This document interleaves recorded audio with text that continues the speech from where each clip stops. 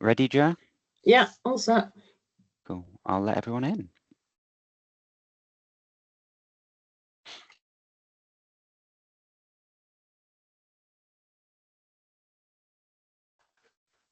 Maybe. Oh, something's happened. Yep, there we go.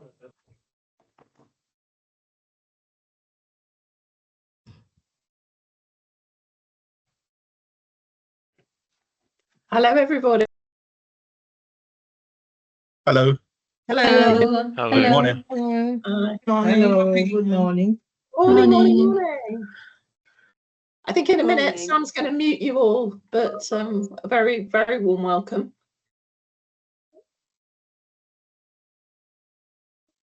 We'll just let a few more people in, and then we will get started.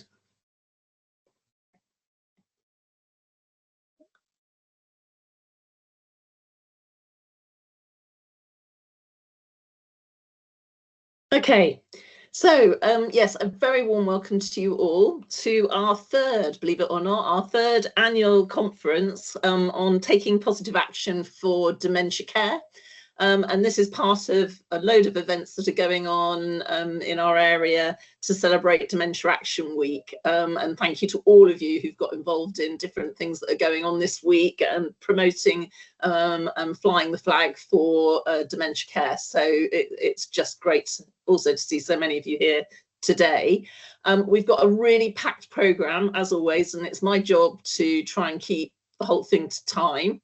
I probably should introduce myself, by the way. I'm Jo Manley. I'm a director at West London Trust, and I've worked in the area of older people for, well over 30 years, but more of that later. But at this stage, a few housekeeping rules.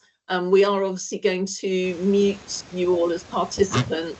And if you unmute yourself, please remute, because it is very disturbing to just have even faint background noises. So yeah, you'll be muted. If you've got questions, I'm going to suggest that you put them into the chat.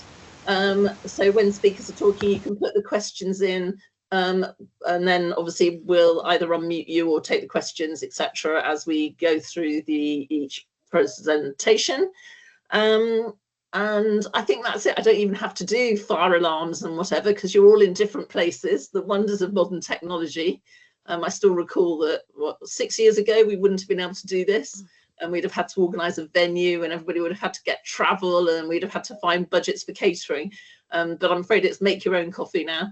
Yeah, but at least you can sit wherever you are and join this event, and I really hope there's something in it for everybody. I've looked at the menu, and I just think, yeah, there's sort of lots of different ingredients going into making up a really, really interesting morning. So without ado, and because I'm sure we're going to overrun unless I'm very, very strict, I'm going to go straight into our first session, which is from Helen Stirk, who's Head of Psychology for Older People's Services in West London Trust. And she's going to talk to us about cognitive stimulation therapy. So Helen, over to you. Okay, thank you. I hope you can see the slides. Okay, is that okay? Someone give me a thumbs up that you can see them. Wonderful, thank you. So cognitive stimulation therapy is a program of group activities for people with dementia that research has shown has a range of benefits for people with dementia. It was developed by Amy Spector at UCL and is now used across the world. It's a very long and technical title for one of the best groups I have ever been involved with. By the end of the groups, everyone is so engaged and smiling so much your cheeks ache, and that tends to be pretty much every group we run. It's not always what happens, but that's the kind of flavour of it. So it's about giving people with dementia a really positive experience. So there are 12 sessions in each group, and the groups are provided by all 4 of the cognitive impairment and dementia teams in West London, and they are open to people with dementia who are seen by either a SIDS team or our dementia link workers. The group provide stimulating and engaging activity for people with dementia, and the social and cognitive benefits of a group. And this is the bit that is really important. It's that social interaction in a really supportive environment that gives people confidence and makes them feel that they can be part of the world again. And this is the feedback that we get from those who attend, and also from family members who will often say that they come back much happier than they left the group. So it's important to have the right group of people in a CST group, because if you have a range of abilities that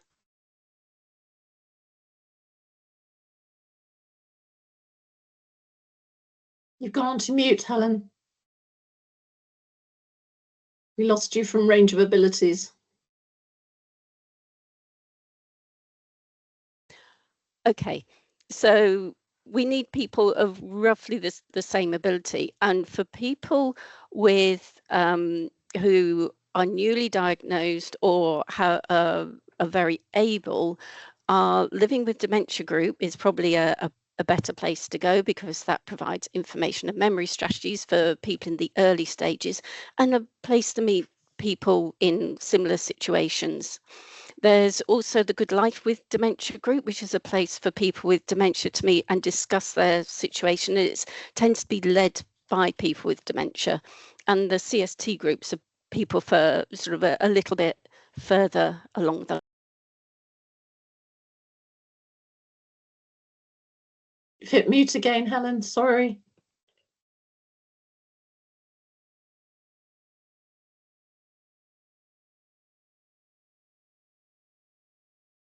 Okay, is that better? I'm back now. Yeah, can hear you. Okay, so each group's got a set structure, so everyone knows what to expect each week, and they're tailored to the people in the group, so no session will be exactly the same. So we change the content considering the cultural background, the abilities and the interests of the people in the group, so it's engaging for everyone.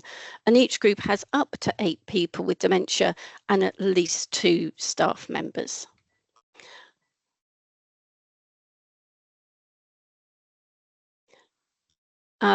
Every group starts with orientation to the day, date and the weather, and everyone decides a song that they want to sing, and that happens in the first session. And then we move to the main activities, which includes discussions about childhood, current affairs, money, music, all sorts of things, to engage as many skills as we can in the people who attend. And to give you a real flavour of what happens in the CST groups, the following slides come from the CST groups that we ran online during the pandemic. So every group, and this happens when we see people in person, everyone will have a sheet of paper with this structure on when they come in to orientate them to the group. And people go through the day, the date, the weather and the season. And usually by the end of the 12 sessions, people have worked that this is on their piece of paper at the beginning, and they gleefully just say what is written there. We then sing the song, and this was the song chosen in this particular group, which is K Sarah Sarah, and we will play the music on speakers, so people aren't singing on their own, they're singing along to a well-recognized version of the song, and that tends to be one of the things that really sets the group up and people enjoy. So for this particular group, childhood games, we had people from a variety of countries, so we made sure that there were games that were familiar and important to all of the people there. We then had one about home countries. So when we were online, we did it via postcards. But when we have people in the room, we have a massive, great map that covers 2 tables that has every country in it included. So you can pick out each individual Caribbean island and different parts of the UK. and people discuss where they come from and the holidays they've been on, and that is one of the best, most engaging sessions that we have, because people somehow are very engaged with this enormous map that we have. Then sort of slightly moving into getting people really thinking. Will sometimes have debates about are mobile phones a good thing, what people think about fashion, and you will see here just thinking how we adapt things to the people who are in the team. This picture here, which will resonate for many people who are around in the 1980s, we perhaps wouldn't have that picture if we knew that that will be offensive to some people within the group. And I think that is the last one. So questions. That was a very rapid run through CST groups. Thank So you, Helen. I will stop sharing. Right, anybody got any questions or want to add anything? Anybody been part of these groups? Rianne. Oh, sorry. Hi. I was just wondering, so if we have this these CST groups, if we have a person who's newly diagnosed, can we refer them into these groups to the hospital? And also, is there a waiting list? So they do need to be open either to the SIDS team or the link workers. So if you do come across people in hospital and think they would benefit and they are already open to one of those teams, yes, that's very easy to do. The thing to do is to contact the team and the psychologist or the assistant psychologist in the team, and they will have a conversation with you about the person and guide you to the best group. And does that also answer, Tracy, you've put a question in the chat about how do I get a patient into the group? Does that answer your question too? Yeah. Go on, Tracy, quickly. Yes, thumbs up. Thank you. Okay. Okay, good. And then I've got Jackie. I can only see the ceiling, but I hope you're there. Oh, there you go. Oh, there you go. And you're on mute now, Jackie. Jackie, you're on mute. Yay. Oh. Can anybody unmute Jackie?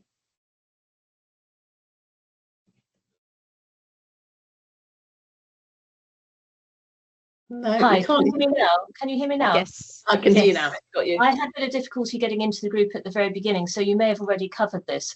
But what does CST actually stand for? I don't know what we're talking about. Cognitive stimulation therapy. Right. And so do I gather from what you've just said that the patient actually needs to be referred to get into this? They need, yes, essentially. You can't just turn up, because there needs to be a fair bit of preparation to get the group together. So yes, they need to be either part of SIDS or our link workers, and then a discussion with the psychology team to direct you to the right group. Right. Okay, fine. So one of the big problems that I've had, my mother is diagnosed with Alzheimer's, so we're all very new to this. I cannot fathom how all of these different agencies link together and who needs to recommend for this group or that group or whatever. There doesn't seem to be a plan or a map anywhere just saying, okay, this is who everybody is and this is how they link together and here's a path going through it. It's just like walking into a maze where everyone's blindfolded. So it is complex. And it does depend on which borough you are in. But if you're open to a SIDS team or you have a link worker, then you can. Need to transfer what SIDS means, Helen. Oh, sorry, cognitive impairment and dementia service. So that's our clinics.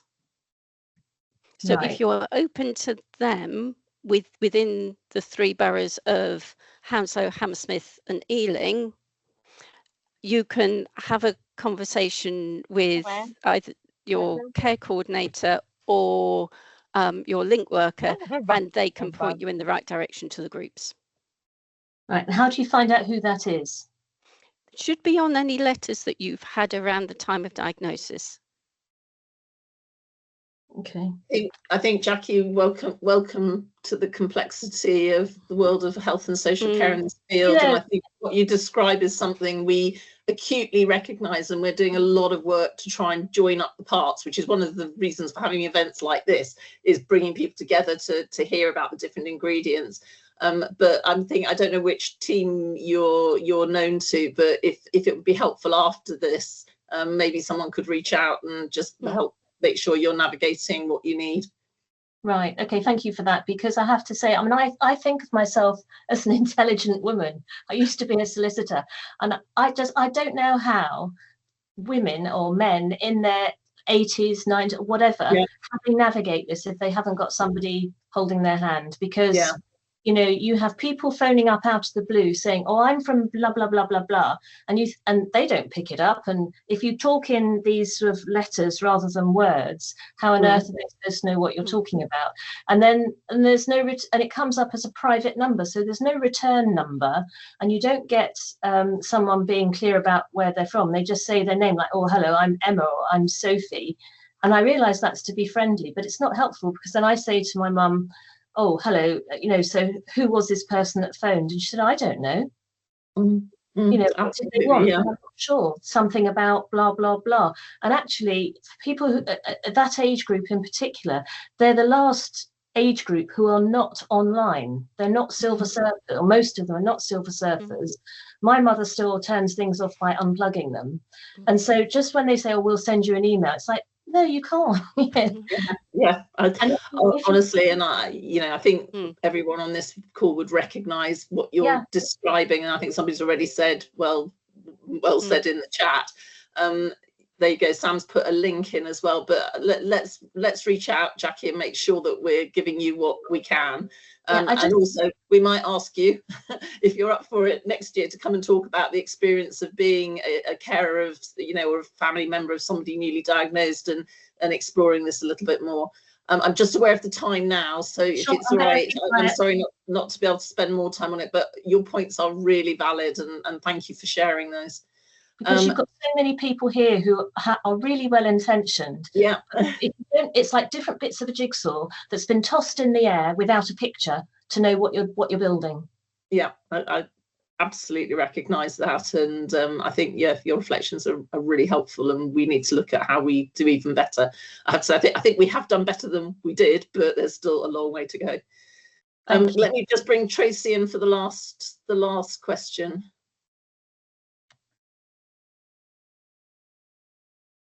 Oh, Christina. Was it Christina? Yeah, Christina.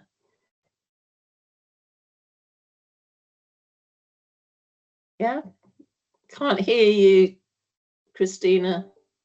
You're on mute. No, we're not picking her up.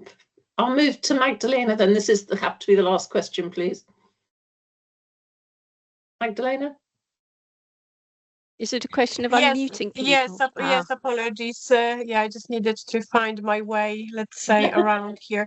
Yeah, I mean, Jackie actually made very valid point. You know, I'm really, really happy to hear that there are those groups and things are happening, but as usual, very sadly, and I am not only saying as a registered manager, we have a lot of people with dementia in Hammersmith and Fulham area, so I see a lot of benefits, but I am as well a family member of someone of complex care needs. And as usual, there are things that are valuable, but there are no people responsible to actually directing not only family members, but as well, like us professionals, just saying, you know, reaching out and saying, this is valuable, this is what we are working on, this is the way that you can actually engage people in community. We are lacking this. So even now with questions like how we get people involved, those that actually need that, guys, honestly, like people 78 years old, it's like you mentioned, it's somewhere on a letter, they will not know how to find it. So if we don't know, they will not know it either. Yeah, so this communication is worrying for me regarding this. Yeah, no, absolutely. And Yeah, we've had various things. We have had directories of services and things, but even those aren't brilliant if you don't know what you need to know, if you see what I mean. So I think care navigation is definitely a priority area for us going forward. So thank you, and I agree. It's not just carers and service users; it is other professionals as well. So good point. Okay, I'm going to Barbara's put her comment in. Yeah, there's various comments. So once again, Jackie, thank you for triggering that very helpful thread. I'm going to move on because otherwise we will run out of time. So our next speakers will, I'm sure, resonate with a lot of you. I'm really delighted to welcome Guatam and Anna, who I think are being supported by Donna, who are service users and are going to talk a little bit about their dementia journey. So let's move on to that. Okay. Lovely, thank you. Hello, everybody. Good morning. My name is Donna. I work with Dementia Concern. We're a charity in Ealing. We exist to provide support, advice, information, and practical services to people who are diagnosed with dementia and their carers. We are only able to support people who do have a full diagnosis of dementia and who live in Ealing. We work contractually with the local NHS and with social services, so we have kind of very good links across all of the different sectors to make sure that we're able to provide our patients and clients with the best care. So today I have brought along one of my patients and his wife, who have really kindly agreed to talk about their personal journey of dementia. And I hope you will enjoy what they have to say. I'm extremely proud of them both and very happy to introduce them to you. So I'll hand over to Guatam first to talk about his journey. Thank you. Good morning, everybody. My GP referred me to memory assessment to Sycamore Lodge in September 2021. How time flies. I was seen at home by a locum, Dr. Suruthy, on 17th of September 21. He took me through a questionnaire. My score was well above average, but Dr. Suruthy thought it best to have further investigation because I was a retired professor who should be expected to do better. I'm a retired professor from London School of Economics. I had reservations, but decided it was best to know. So first he arranged for me to have a test at home with an Italian doctor who spent more than 2 hours with me, taking me through tests to do with different aspects of my brain. She was really thorough. At this stage, Dr. Corrigan, the head of Sycamore Lodge or hospital, took over. Looking at all the test results so far, he sent me for a brain scan on 29th of September 21, which revealed categorically that I had semantic dementia. I would like to say that Sycamore Lodge's investigations were really scientifically done. I was very lucky to be referred to them. When I was called in to learn about the results of my scan, Dr. Corrigan asked for my wife Anne to be there as well. He went over the findings, explained that my dementia was at an early stage, and while there was no cure, it was possible to, because it is at an early stage, I can still have many more years of good life. Every year he investigates the current state of my dementia. At one point, he even came to my home to carry out the test because I could not go to the lodge. Couldn't have got better treatment. So far, I have done well in the annual tests. Once I got 29 out of 30 right, and in all our tests, I got them all correct, all other tests. Now, being an academic, I looked up on Google about semantic dementia. Here is what I found in inverted commas. Semantic memory is a type of long-term memory that stores general knowledge about the world, including facts, concepts, and meaning of words. It encompasses the information we use to understand the world, such as knowing that London is the capital of England or that grass is green. Unlike episodic memory, which stores personal experiences, semantic memory is a more general and abstract form of knowledge. My mother had dementia of the second type. She could not even recognize me in the last few years of her life. Can't say I properly understand the difference. Excuse me. What I can do is to explain the symptoms I had. Symptoms I had in 2021. Forgetting meaning of words like gaslighting or Generation Z, which I have to keep looking up. Forgetting conversations with people and having to ask again and again. Very embarrassing. Difficulty doing simple arithmetic. Calculation. Something I was really good at in the past. Putting things in wrong places, even forgetting important things like locking the car, which part, by the way, led to theft of important things from the car, or turning off the hob. It is more than just words, though. I was a professor in operational research, a branch of mathematics. When I now look at theorems I had proved in my articles in well-known journals, and my professorship was based on these kind of contributions to academic knowledge, I cannot even understand the statements of the theorems, leave alone the proofs. How am I coping now? Changing habits. Changing every night that the car is locked, hob is turned off, etc. Solving logical puzzles that appear in The Guardian every night. For example, Suguru or Sudoku or Futoshiki.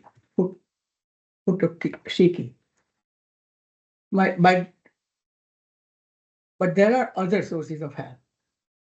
The Dementia Center in Windmill Road, which I have been referred to by Dr. Corrigan, is great help. Currently, I'm cared for by Donna, who couldn't be more helpful. Brilliant. They helped me to get a parking permit for disabled people. She listens to me patiently about things worrying me at any time. It's like having a sister. The most important person who helps me on a daily basis is my wife. I want to sit where you can see it. Okay, the long-suffering me. And Rossiter, who is Irish. As you can see, I'm of Indian origin.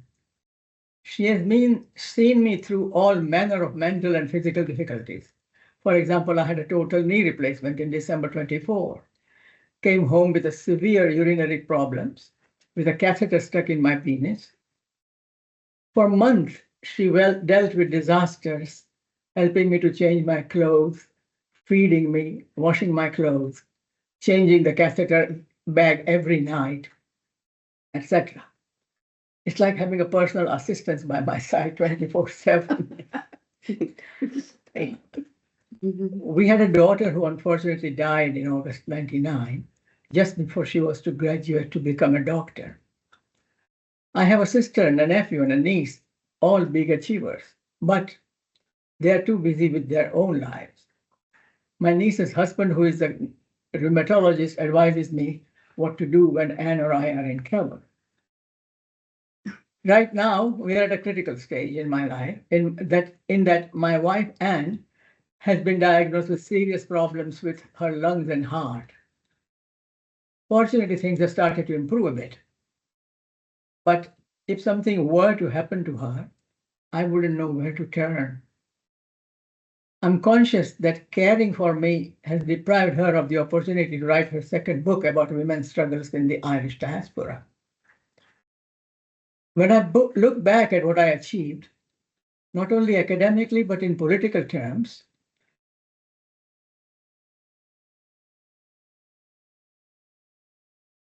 oh, you've gone on mute. There we go. You're back. Oh, you've muted again. Watching it. And you're back. Okay. Good. Right, carry on, Gaz. There's currently an exhibition at the Turner Contemporary in Margate about people's protests. Both Anne and I are seen in several exhibits. Would love to go there before it closes on 1st of June, but it's still all iffy due to her health problems. So finally, how do I cope?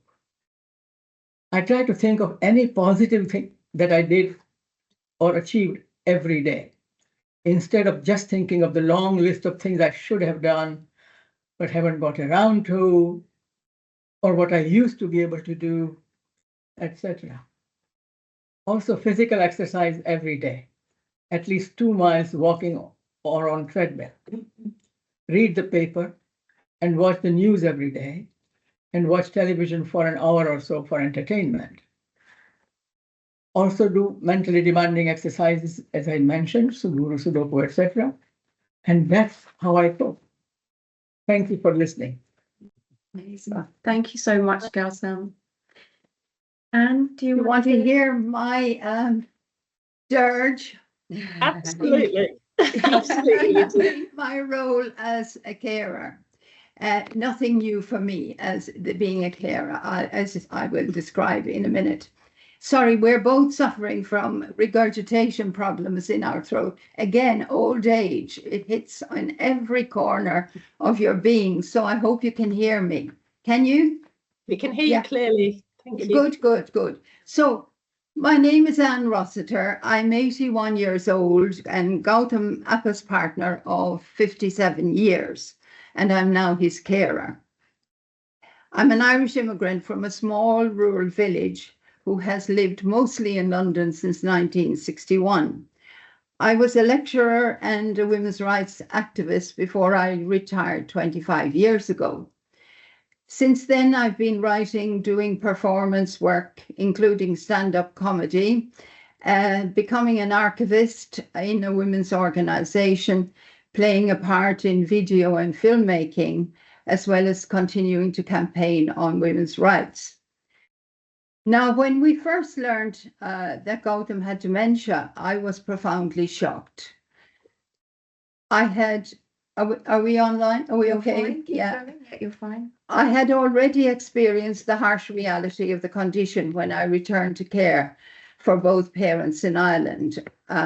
They fell victim to it in the early 1980s, and I had to leave Guatam and my daughter here because I'm an only child, and this is the nature of being a migrant. Gautam's mother, as he said, also succumbed to dementia beginning in the early 2000s. And I witnessed the difficulties he and his sister had in managing her care in India by remote control. In the days before IT really was that much developed. And let's face it, such is the lot of so many migrants the world over. They have to, bridge the gap across continents between home and their place of abode now. Although Guatam is in the early stages of his dementia, our everyday lives have indeed changed. As everyone touched by the condition knows only too well, forgetfulness becomes a major issue. Forgetting to lock the car, forgetting to switch off the gas hob, forgetting to shut the fridge, and dare I say, forgetting to change one's underwear becomes an issue sometimes. Also having to face the fact that I have to fill the gaps when Guatam forgets, when he's in a conversation on the telephone or whatever, and it's an important one, and he calls on me to fill in the key parts like somebody's name, what's the issue, and all that kind of thing. That can be quite fraught. So, I have a bad temper and I have to learn to control it. So the issue for me really is how to handle these things that doesn't undermine his confidence his dignity and self-esteem. Really, all that sounds very grand. You know, these are fancy words, but when two people are together, you know, and you're not being monitored by Donna or anybody else, you know, you can be quite familiar, and I have to really try to be nice. It's not really my personality. So what we've been doing are the things that he's already mentioned, which is trying to establish routines. After breakfast every morning, we have a run through as to what we need to do for the day, and they are endless, particularly visits to the medical establishments, which we seem to have as a kind of hobby, more or less. You know, it's taking up huge amounts of time. And we have to check on these appointments. Oh God, they are really endless. So they're piddling things, I know, like putting the bins out, the right bins out to collect, because Guatam is colorblind and doesn't see that one is blue and the other one is green and the other one is black, and etc. and so forth.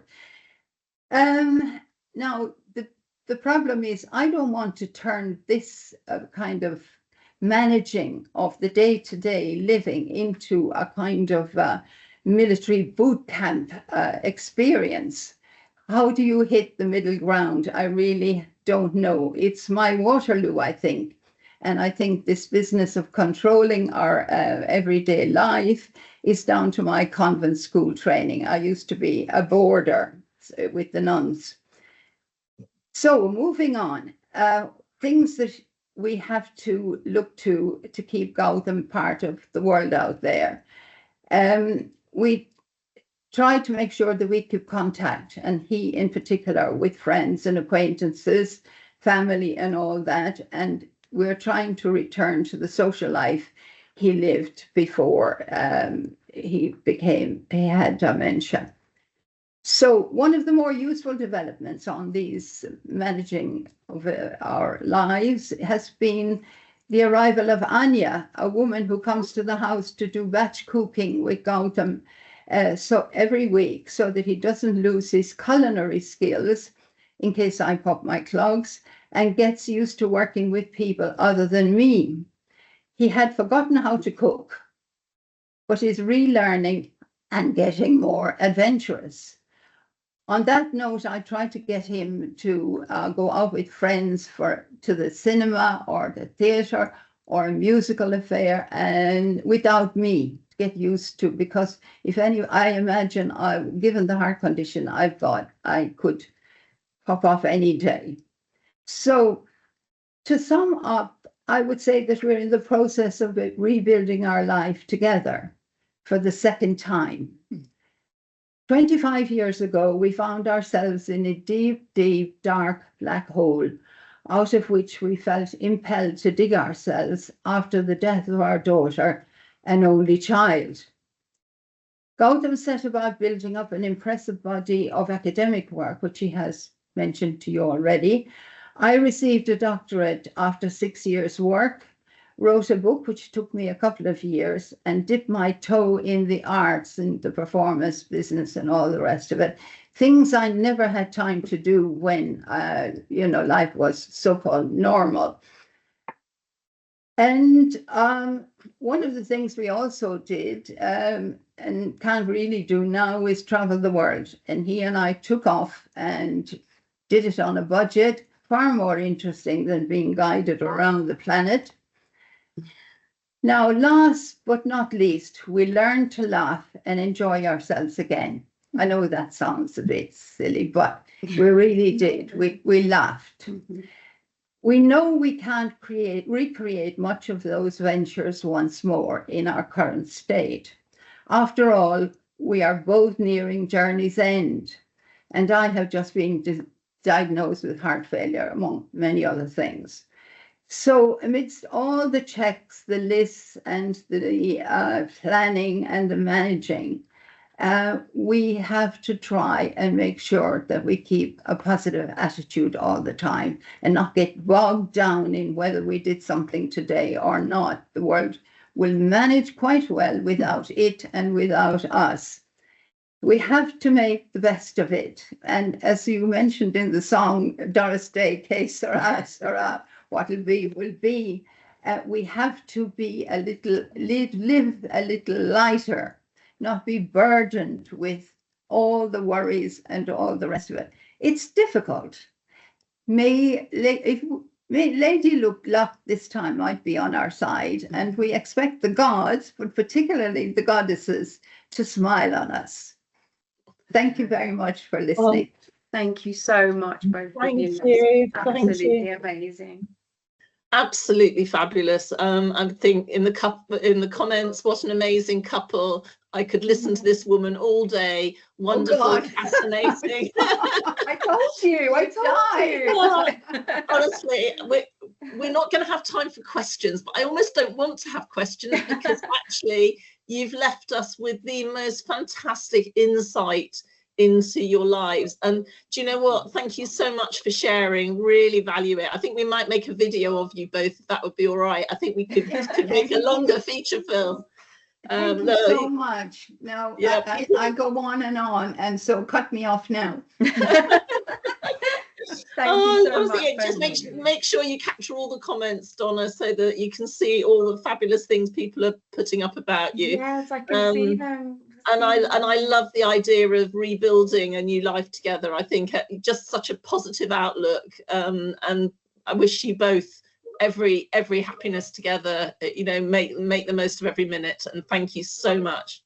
Thank you. Thank you. Okay. Thank you So very yeah, much any for having other us. reflections in the chat? But I'm going to move on. Thank you, and good luck with your hospital appointment. Thank you very much.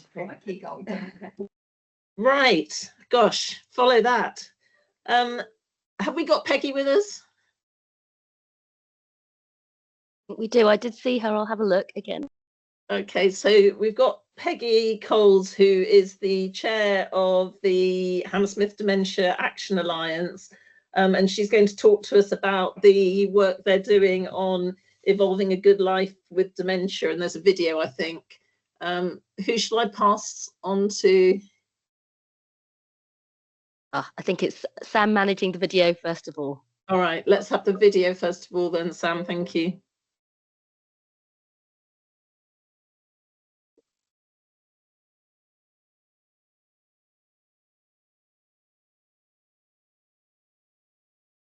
Oh, Sam, I don't think the audio is working at the moment.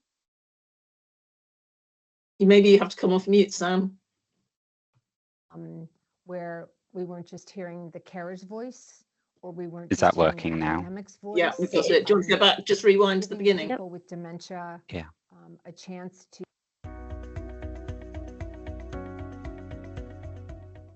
Good Life started because the local authority had a very strong commitment to co-production, and it wasn't clear about how to do co-production with people with dementia in an authentic way, where we weren't just hearing the carer's voice, or we weren't just hearing the academic's voice, giving people with dementia a chance to ask questions, find answers, and ultimately impact policy in a way that had never happened before. And they started with the simple idea of, what would you have wanted to know at diagnosis that for whatever reason you didn't feel that you were told, or you didn't swallow, you didn't take on board? But what it did for Hammersmith and Fulham is it started to make an ever-growing, widening, exchanging solutions, exchanging fears, exchanging support within the borough. So the Dance for Dementia is something in itself, and I know that some people simply come for that. I've been interested in how seeing more people coming into it just for that, which in itself is great, because it means it takes quite a lot of confidence to do something like that. The question about how to keep Good Life with Dementia a sustainable offer, an offer that ever widens. So we don't forget to offer it to people that go to day centers. We don't forget to offer it to people that go to charities or activities where older people frequent. We don't forget, given that we know that bringing people together provides many extra benefits in addition to a research focal point, a focal point for volunteering, a focal point for donations, a focal point for the economies of scale of doing it for the same thing for a large group of people. All those things that you have by centralizing something. How could we have that in Hammersmith and Fulham? We're shaped like a cigar. We're long and narrow. So what could a centralizing place offer?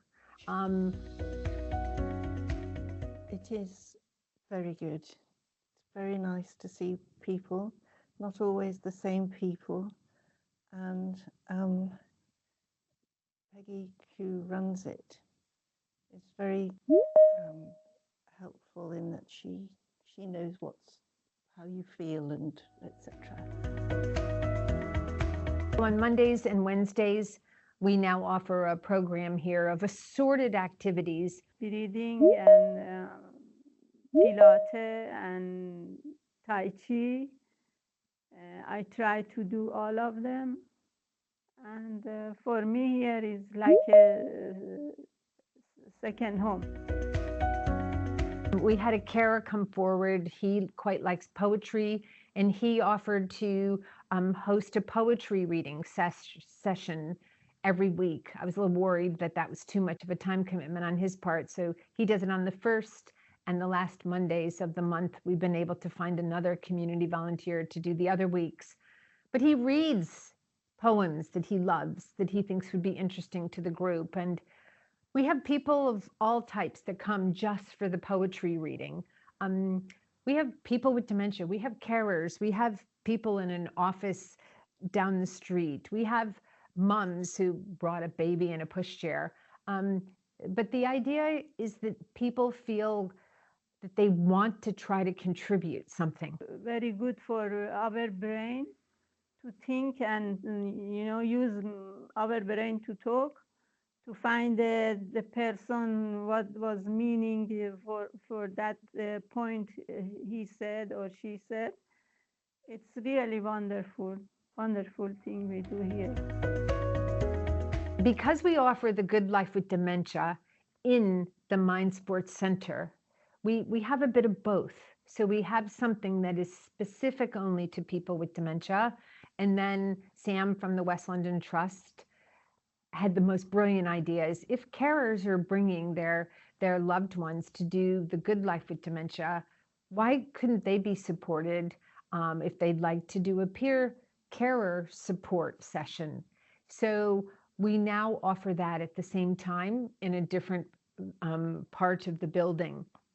So you have the feeling that, yes, everybody's coming together and everybody's benefiting. And that's the message to the other members of the public that come.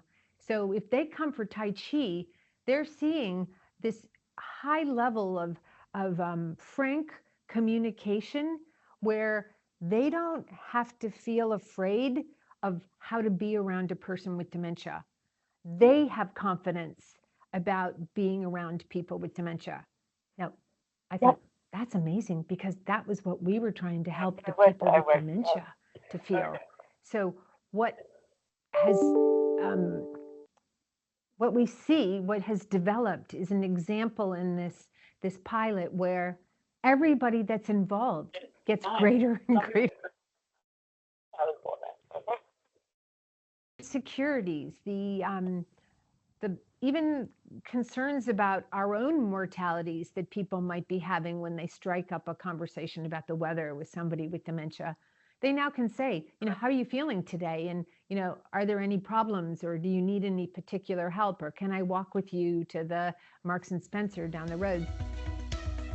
It shows the kind of layering of trust and familiarity and feeling safe that can build up over time.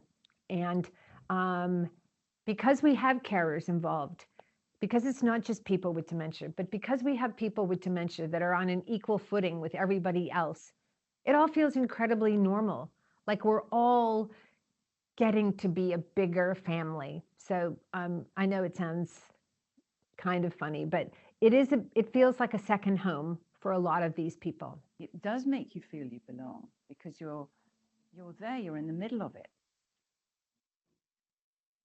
And maybe there'll be different people on different days, but you know most of their faces or their sounds, whether they talk a lot, whether they don't talk a lot. I'm the one that talks a lot. And I learn something every time I come here. But the part of the equation that we're missing here is about the people that might be developing amyloid plaque, something neurologically that may be the first seeds of dementia. Because who's talking to them about the steps they could take to have some part of preventing dementia?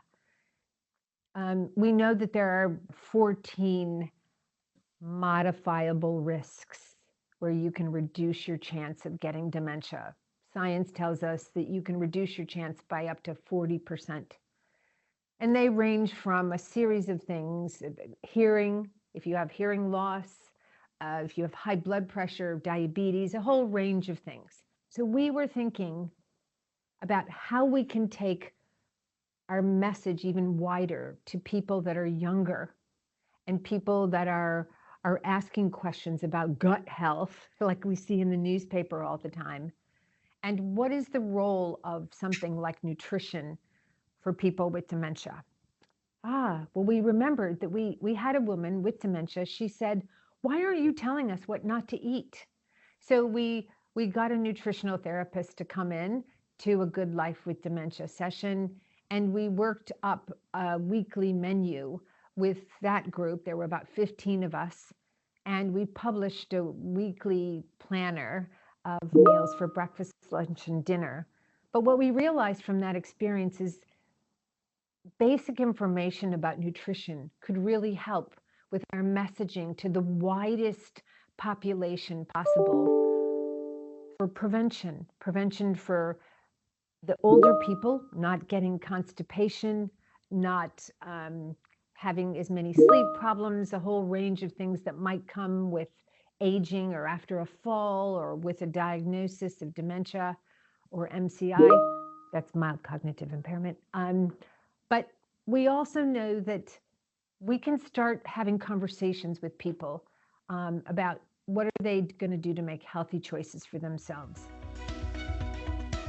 So the next part of the vision is to look at a brain health center, how we can have a public-facing kind of a place where people feel invited to come in. It's free. It focuses on a few things that they can take away for information and encouragement. Combining people with dementia and carers with people who don't have dementia, but they may be carers for people with another condition, but in fact, they may just be people, let's say, over 50. That there's something that happens where the people care for each other, and that relieves the burden on the need for constant supervision. It relieves the burden on carers. It gives carers a feeling that they have they're a valuable part of the community. It also elevates how people with dementia feel that they maintain their importance within a community.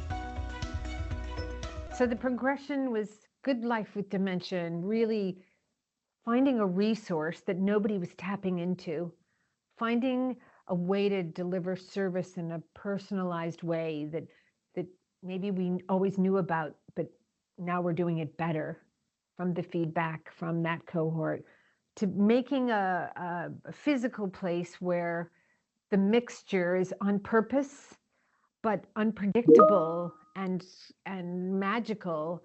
And then the idea of, in a very specific way, of really talking specifically about brain health and what each of us can do to support that.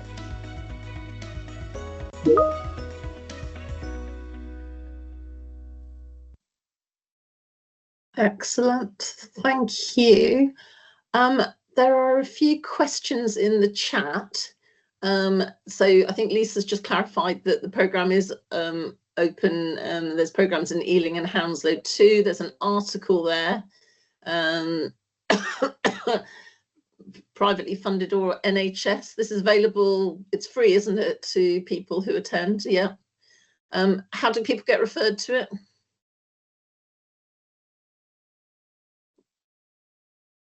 Lisa, can you answer that one? How do people access it? So we're actively seeking new participants for A Good Life with Dementia in Hammersmith and Fulham at the moment. I think we're starting, Peggy and Sam will correct me, in June for Hammersmith and Fulham. For Ealing and Hounslow, the dates haven't been decided as yet. I think we're just planning out the next group of Good Life with Dementia sessions, but we will open access to people and accept referrals for anyone really living with dementia. So yeah, I think Sam and Peggy, if you could put the details of how to refer into Good Life in the chat, that would be really great for Hammersmith and Fulham, and we'll try and publish the dates for Ealing and Hounslow.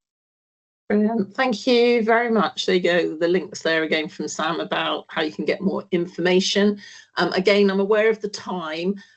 We've built in a 5-minute break, which is now 3 minutes.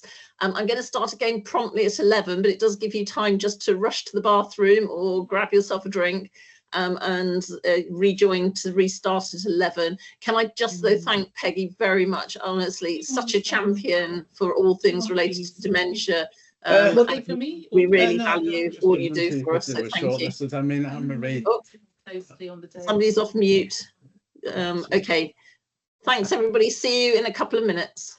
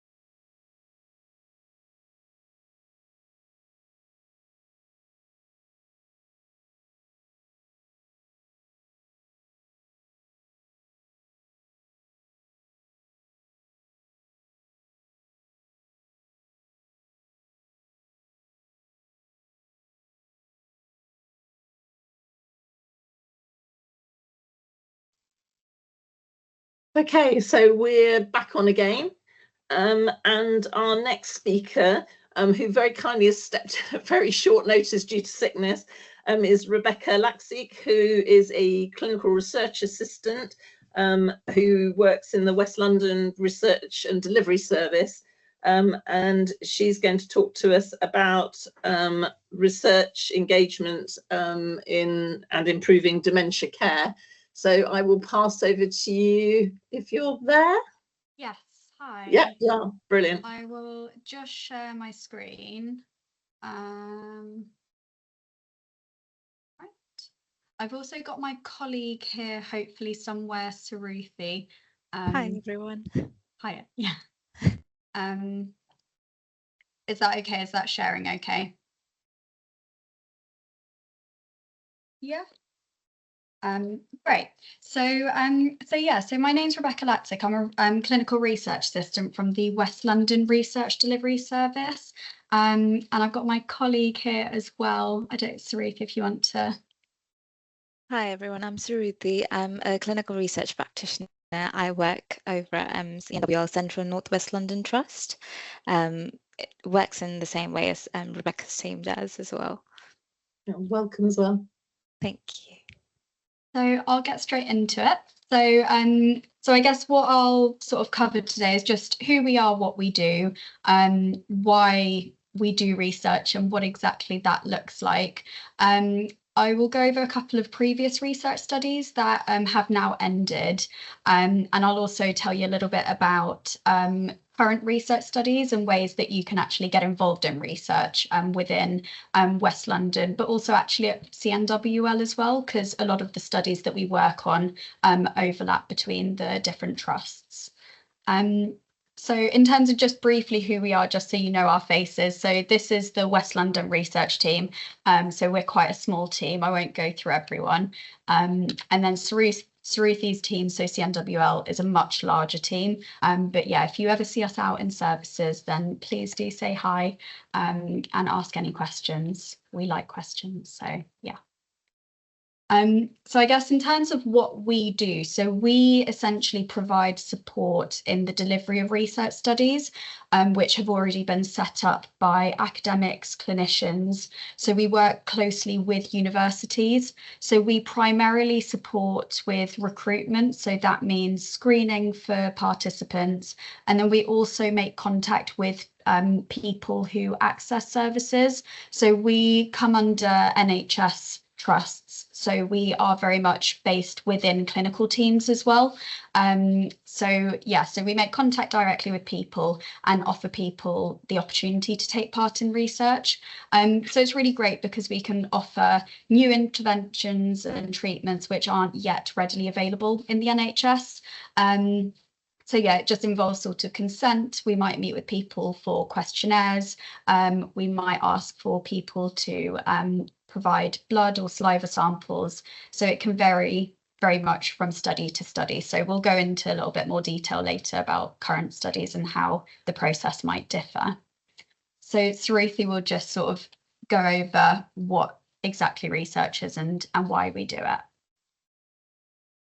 Just a brief word on what research is, and yes, I guess we're a little bit biased as to why research is important, but we'll just go through the main points. And research is the way that we generate new scientific knowledge about health conditions, as we saw in COVID. Without research, we wouldn't have been able to get through the vaccine in time and things to develop new treatments. That is the only way to kind of move forward and find new solutions. Rebeka touched on this briefly, all the different types of research we might do.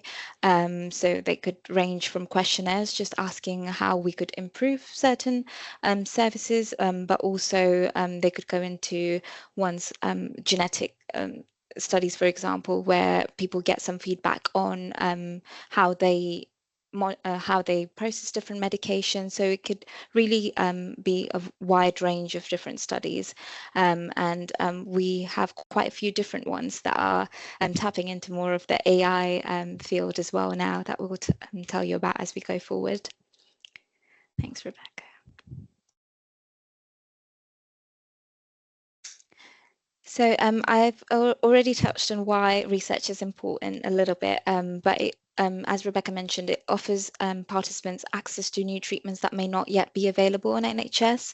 And if it warrants enough evidence, then it could be implemented in the NHS in the long run.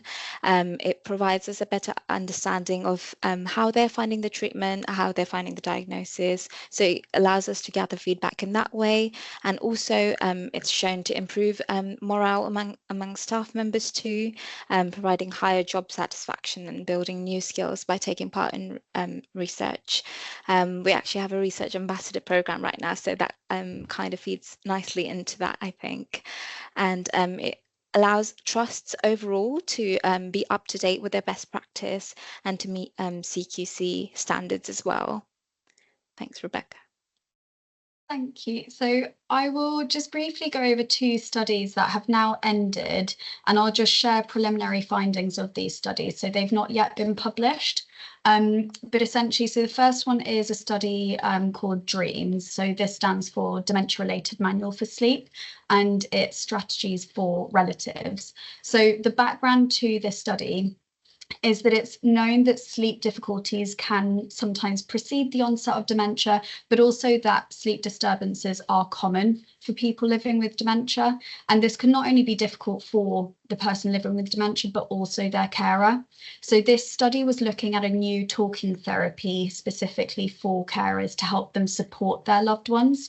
So this was a manualized intervention covering, for example, good sleep hygiene, helping with staying active during the day, but also with the use of a light box to help improve sleep. And then carers would then implement these strategies into the care of their loved ones.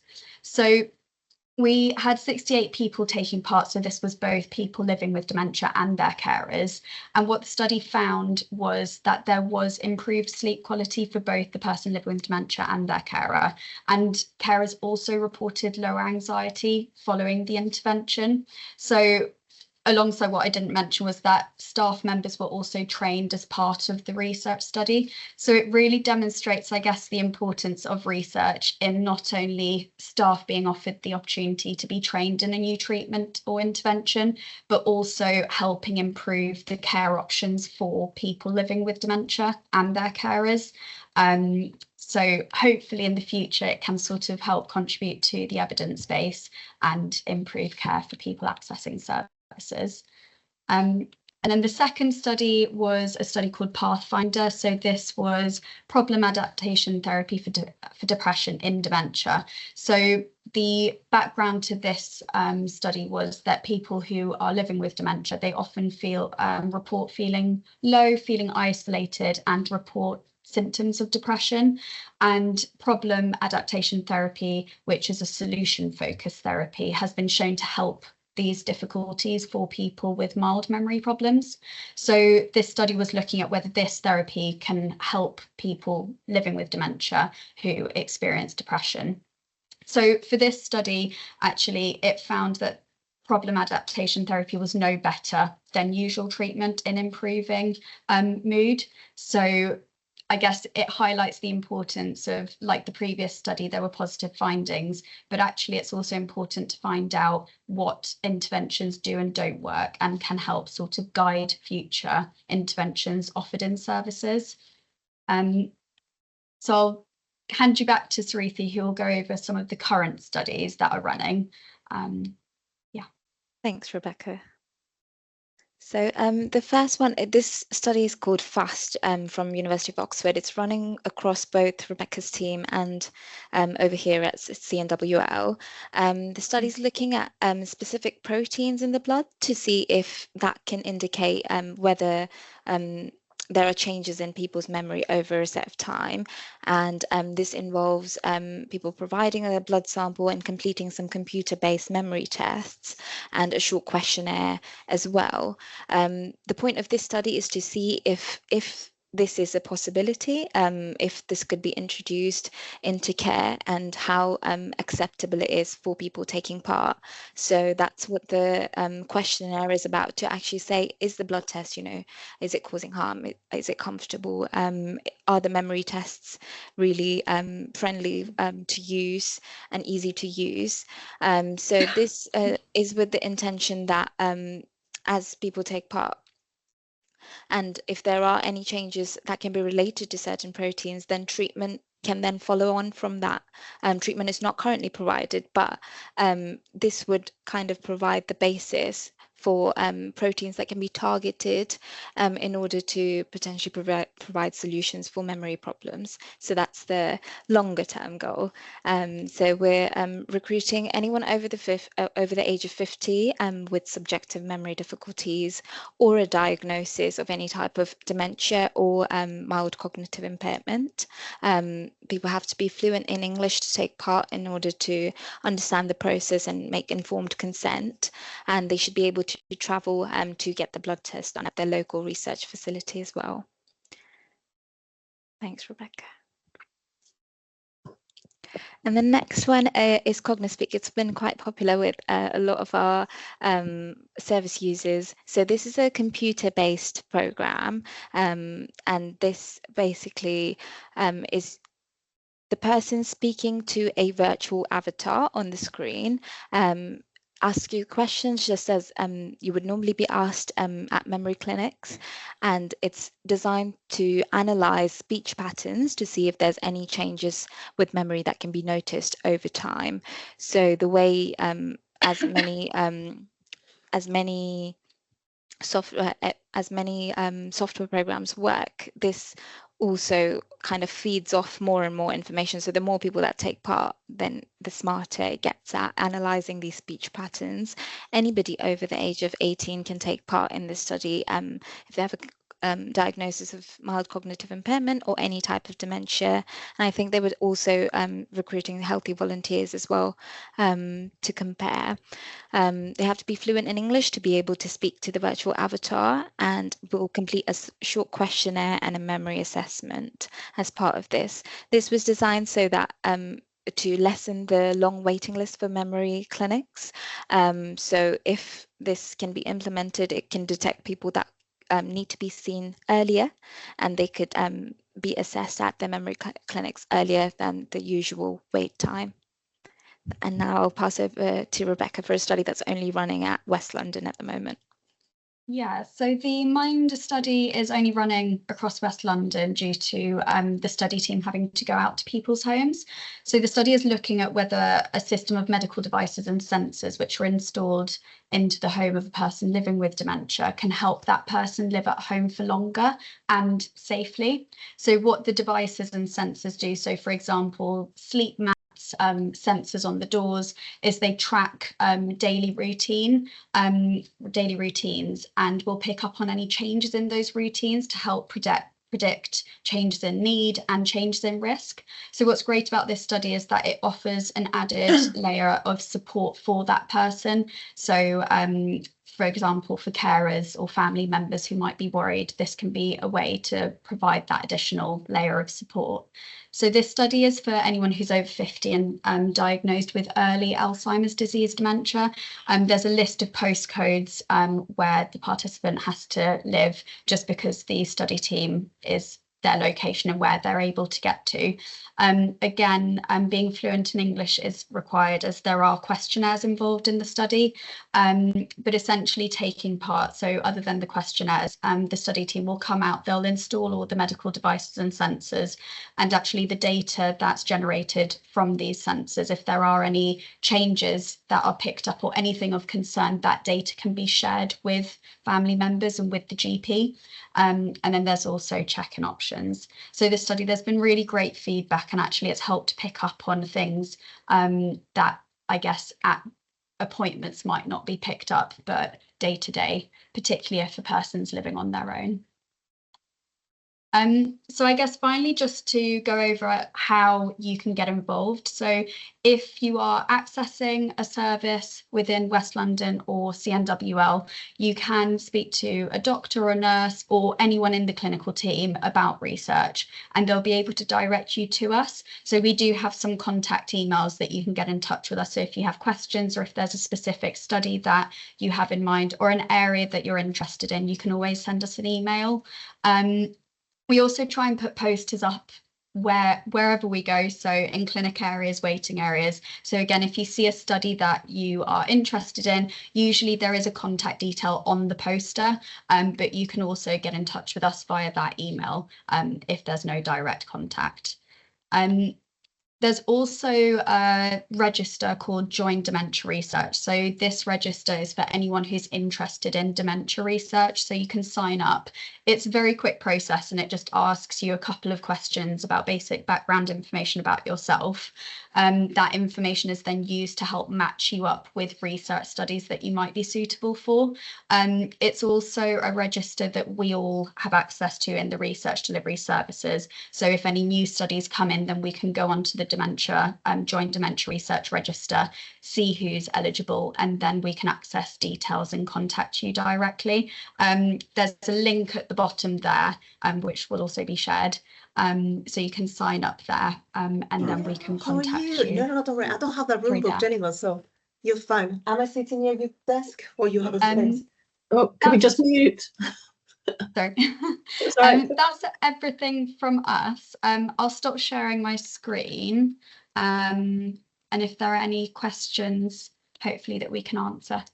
Thank you so much, and again, thank you, Suruthy. Thank you, Rebeka, for stepping in at such short notice. We'd never know that you were only put on the hotspot this morning. That was great, and I think you've answered some of the questions actually in your later slides, because there's a lot about how do people get involved. You've got a question about any for inpatient settings, and also about whether you need to be fluent in English for all the research, whether there's any research, presumably, where you don't have to be. So it can really vary from study to study. So as the studies are set up by the universities, unfortunately, we don't have much say in that aspect, because it is something that we, particularly working in West London, where language can vary. We should have a couple of studies coming up, hopefully, which will also include people where English isn't the first language. Unfortunately, the current studies that we've just spoken about are English language only. But yeah, it is something that we always feed back to study teams, just in terms of the people, I guess, that we see. I don't know, Suruthy, what your experience of that is. Yeah, mine's pretty much the same as Rebeka's, really, because often studies don't come with funding for translators that would otherwise work. So we have fed this back continuously to study teams. So hopefully, as we keep doing that, there'll be some change in that area. But fingers crossed, we should have a couple of things that perhaps doesn't rely solely on English. Yeah. There was another part to that question, I think, was the inpatient settings. Are you doing any work in inpatients? So I'm trying to think. So Minder, of course, that's people living in the community. FAST, it does require people coming to the clinic. So it's because of the processing of the bloods, they need to be frozen immediately. So we're not able to go out to take blood samples and bring them back. And CognoSpeak, that one requires people to have access to a computer either at home or to meet with us. So those studies probably aren't as suitable. Again, it is something that varies from study to study. We've more recently had more dementia research studies coming in, because we work across a wide portfolio of research, so mood and psychosis, for example, as well as dementia. So hopefully there is I guess, room for those studies as well to come in, but I'm not aware of any coming in at the moment. Again, Suruthy, I don't know if CNWL has any. Nothing specifically for this cohort of participants. We don't have other studies, like Rebeka mentioned. We do have a few that we go to the inpatient units to speak with people, however, not yet for this cohort. Yeah. And I think in a way you've probably answered that. So there are two other questions. One is about people, including people who aren't digitally connected. And the other one is about people needing support to get to the clinic. And I think you've mentioned about resources and funding. And of course, if you haven't got the budgets to be able to provide transport, then people are probably going to have to either come with a carer or make their own way to the centres. But people who aren't digitally connected, any answers there? So for CognoSpeak, for example, we do try and be as flexible as possible. So we do go to we do home visits as well. So we see people in their homes. We take our own laptops, for example, for CognoSpeak, because we do understand that people either might not have access to a computer or a laptop or some sort of smartphone. So we do offer that option as well. But yeah, depending on we do offer home visits, and some studies like the FAST study, they do offer reimbursement for travel expenses. So we try and be as flexible as possible, particularly where it's populations where they might not be able to get around as easily, and if they have care responsibilities, for example. Okay, thank you so much. I think just the level of questions shows how interested people are in the work you're doing. And how important this is in terms of developing the way that we are able to respond and treat people with dementia. So thank you both. Thank you to your teams, and keep up the great work. Great. Thank you so much for having us. Thank you, everyone. All right. Take Bye. care. Thank you. Bye. Bye. Okay, everybody still with us? Yep. We are now going to go on to hearing about the Care Home InReach and Liaison service, otherwise known as CHILLS. I'm still not sure it's my favourite acronym, if I'm honest, but I'm very proud that we're able to talk about this new service. And I think we've got Alice, who's an occupational therapist in the team, who's going to tell us a little bit about it. So over to you, Alice. Hello, good morning, everybody. So I think there's an echo in here, but there we are. We'll just deal with that. My name is Alice Betts. I'm the specialist occupational therapist with the Care Home InReach Liaison service, which is called CHILLS for short, which, as Joe says, is an interesting acronym. So I hope you can all see the screen, first of all. And I'll just start by talking about the aims of CHILLS, which is to provide direct input into behaviour that challenges. Now, this, I'm just trying to do something actually. I don't know if anyone else can hear the echo, but if not, we'll carry on. No, I think it must just be with you. You're quite clear to us. Could you put the slides on presenter view, do you think, Alice? Because it just make them a little bit bigger. Okay, that's fine. I will do that there. Yeah. Presenter view. Can everyone hear?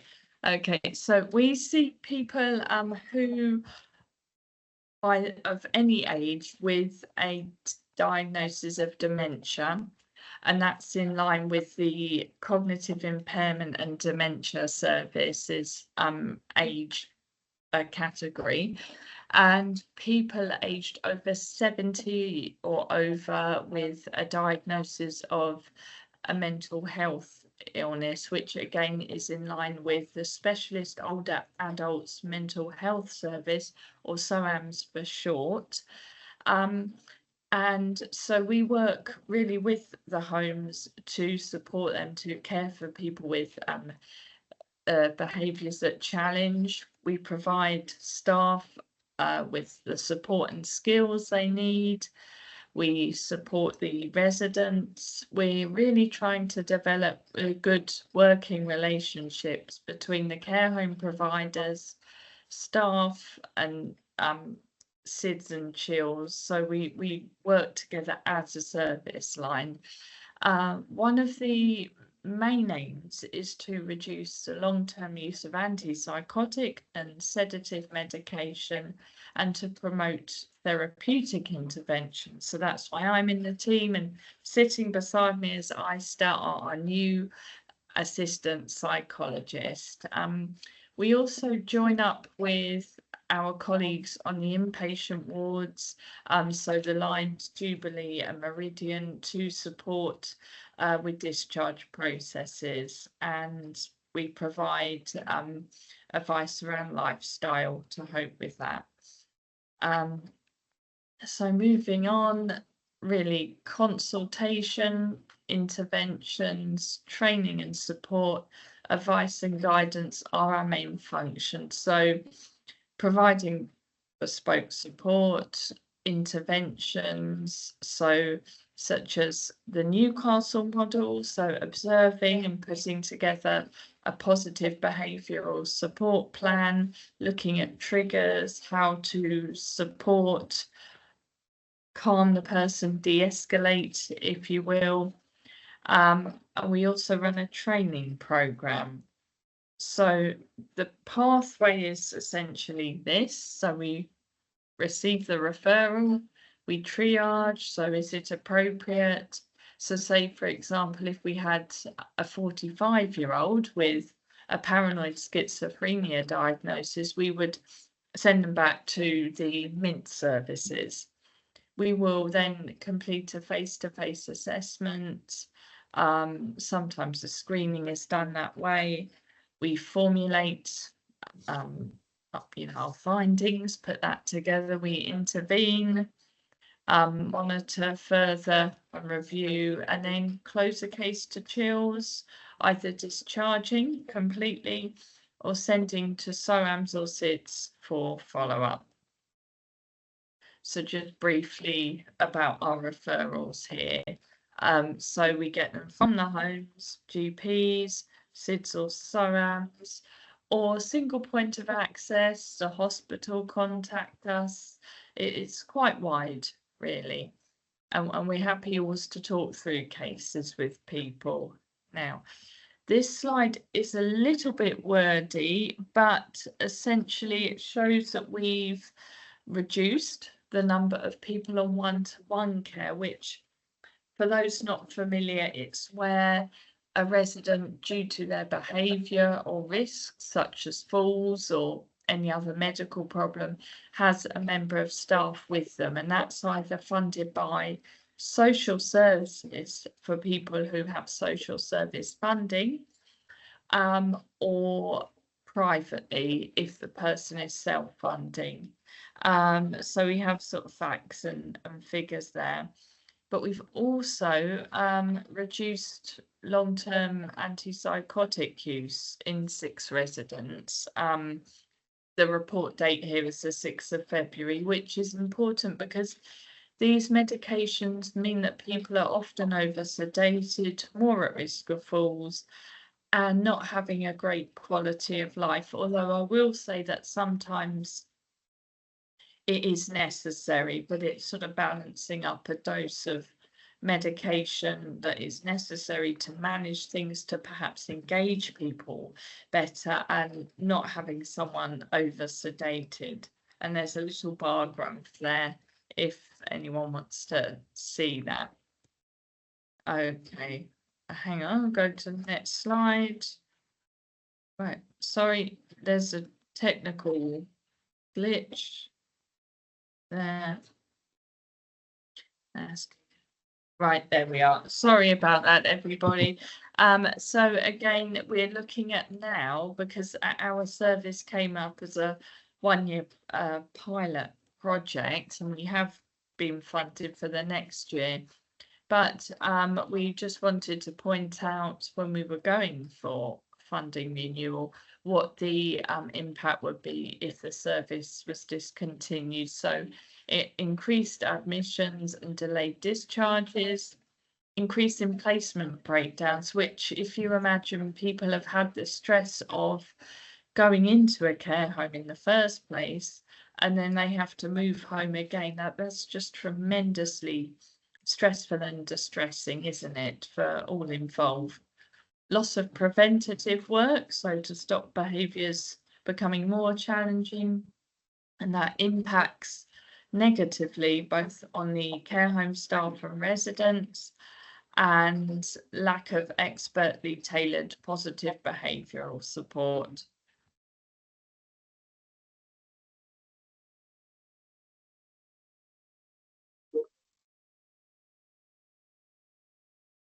Okay, so then, as I said earlier, we have a training remit. So again, we've been providing care training to care homes on understanding dementia, but also looking at reducing one-to-one use if possible. So there's just some information there about what will happen if we can't provide the training. So I suppose we're looking at residents and families having less trust in the staff. Residents might need to go off to hospital more. A funding implication if the homes are funding their own training rather than getting it from us, because we don't charge, it's free of charge at delivery. There we are. And then just another slide about the care home training. So you can see that there. I mean, these will be available, but essentially we had positive feedback about that, which is good. So I'll move on now to 2 case studies, because I hope that will bring our work to life. So we've had one that previous assistant psychologist was involved in. So as you can see, the challenge, the resident was falling out of bed at night, causing both distress to the resident and the daughter. Staff were struggling to manage this, so they weren't following correct moving and handling procedures to rescue the person from the fall. And then there was bruising because of that, so they went to safeguarding and an eviction notice. So as I'm sure you can all understand, a fraught situation. So then there was a psychological intervention, so guiding staff and supporting the daughter. So several strategies such as the crash mat and the sensor mat. And if he was asleep on the floor, just a blanket and pillow were provided. So, and then they changed the environment as well. So the interventions reduce the resident's distress, minimize the risk of harm, and reduce the daughter's anxiety, and he wasn't evicted, which is good. So that's one case study. And the other one is an occupational therapy one, because I had to get that in as team occupational therapist. So a lady went into one of our homes following her husband's main carer's admission to hospital with a fall, but prior to admission they were at home together. She was mainly independent, supported by her husband, neighbours, member of the church community, and the care home staff found her hard to manage, because she was doing things such as asking repetitive questions. They were concerned about her cognition, but no formal assessment had taken place. And she wanted to go home. Her husband supported that. They understood they would need help. So I went in and completed my assessments, just to see where she was functioning, and communicated that to social services to say that actually this lady can go home with support. And she was actually discharged home. The lovely thing was I was actually there by coincidence at the home on the day she went home, which was lovely. But without our input, there would have been a delay in identifying her wishing to go home, because her placement wouldn't have been reviewed for some time. And by that time, her window of opportunity to go home could have been missed, because by the time the review took place, her cognitive and functional abilities could have declined to the extent that she could not have returned home, even with a care package. So that's a real success story. We can always intervene like that, because sometimes people are placed on a short-term basis and then it just becomes long-term, sometimes almost a bit by default. So if we can intervene in that way, that is positive. And that's it, really, in a proverbial shell of a nut, the role of chills. And thank you all for listening. Thank you, Alice, and congratulations to you and the team on what's been a hugely successful, I think you're nearly 18 months now, and I just want to credit you, because I think it's really tough when you're setting up these services on a pilot basis. The money's short term and everybody's anxious about their job security, but you guys have kept going and I think have really come up with some really positive outcomes, so well done. Just looking through the chat, I think that one interesting question, which is making me think, is about plans for chills to support domiciliary care. So of course the chills service is very much targeted at care homes. Is there an opportunity, do you think, going forwards to have a sort of challenge behaviours support for domiciliary care? I mean, possibly. I think that is a very good question, because of course community carers have challenges with the people they look after. I used to be with SIDS and we would get calls about carers struggling to manage. So, I mean, who knows? There aren't any plans at the moment, but perhaps that is something to think about for sure. Certainly food for thought. Okay, thank you. And then a question now, this is a good question about the rollout, I guess, to other boroughs. There's a question about BHH, but I think rollout Hounslow, rollout Hammersmith and Fulham. Do you want to just let people know what's happening in that regard? Yes, so there is, and Lisa will help me, I'm sure, if I miss any details, but London Borough of Hounslow also has a chills, a pilot project, and there's funding for another few months, but no team in Hammersmith and Fulham yet. They have fewer care homes, actually, only about 4. They tend to go more for extra care. And Lucy, you've come in from Hounslow Chills, so I'll hand over to you if you wanted to say anything else as well. Hiya, my name's Lucy. I'm the assistant psychologist with Hounslow Chills. I didn't have anything specific to say. I just wanted to let you guys know that we are here. I believe the whole team are here, but there's a lot of people, so I can't see everyone in the list. But just if anyone's got any Hounslow Chills specific questions, we are lurking here with our cameras off.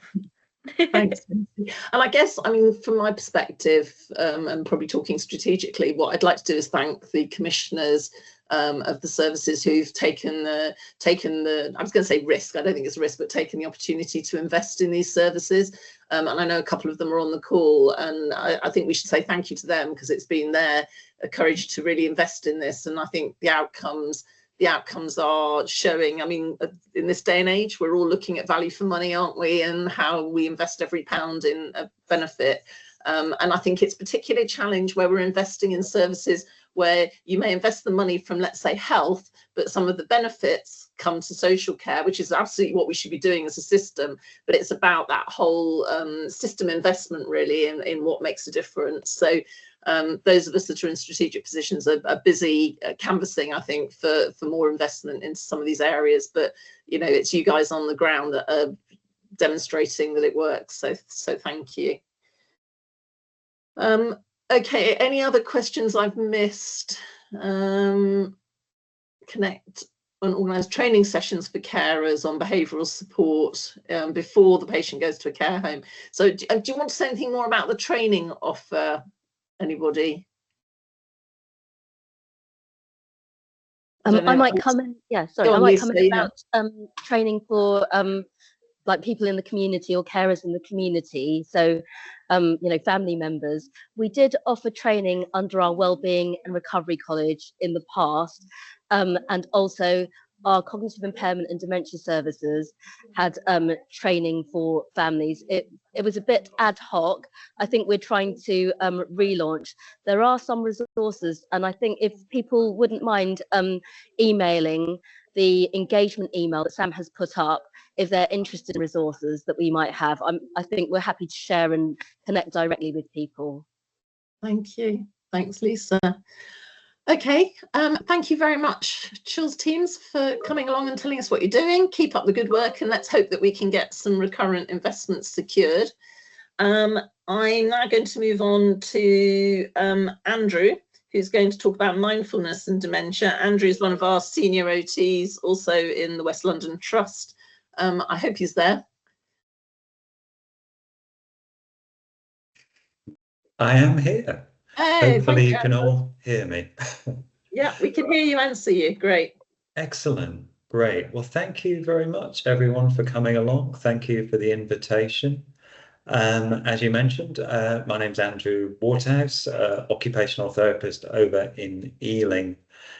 Previously worked for a long time in Hammersmith as well, and thanking everybody else who's gone before. So I'm going to talk very briefly about the use of a mindfulness group that we've been piloting initially in Hammersmith and Fulham, and then spreading out a bit more.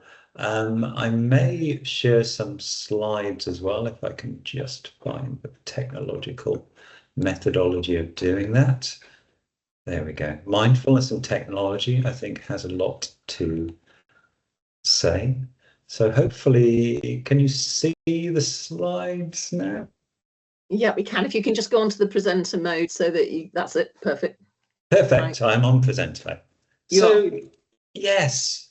So the first slide there actually has the whiteboard from the first group which we ran in Hammersmith and Fulham. But in some ways, so what I'm going to do is I'm going to talk you through what we did, some of the kind of preliminary findings, although it's just a very small group, nowhere near where some of the research team may have reached, and then what we're going to plan to do next. Also, there will be space for Q&A and maybe even a hyper brief mindfulness practice, but let's see how we get along. And I love the title of today, Sam, so thank you for putting that together. The Taking Positive Action.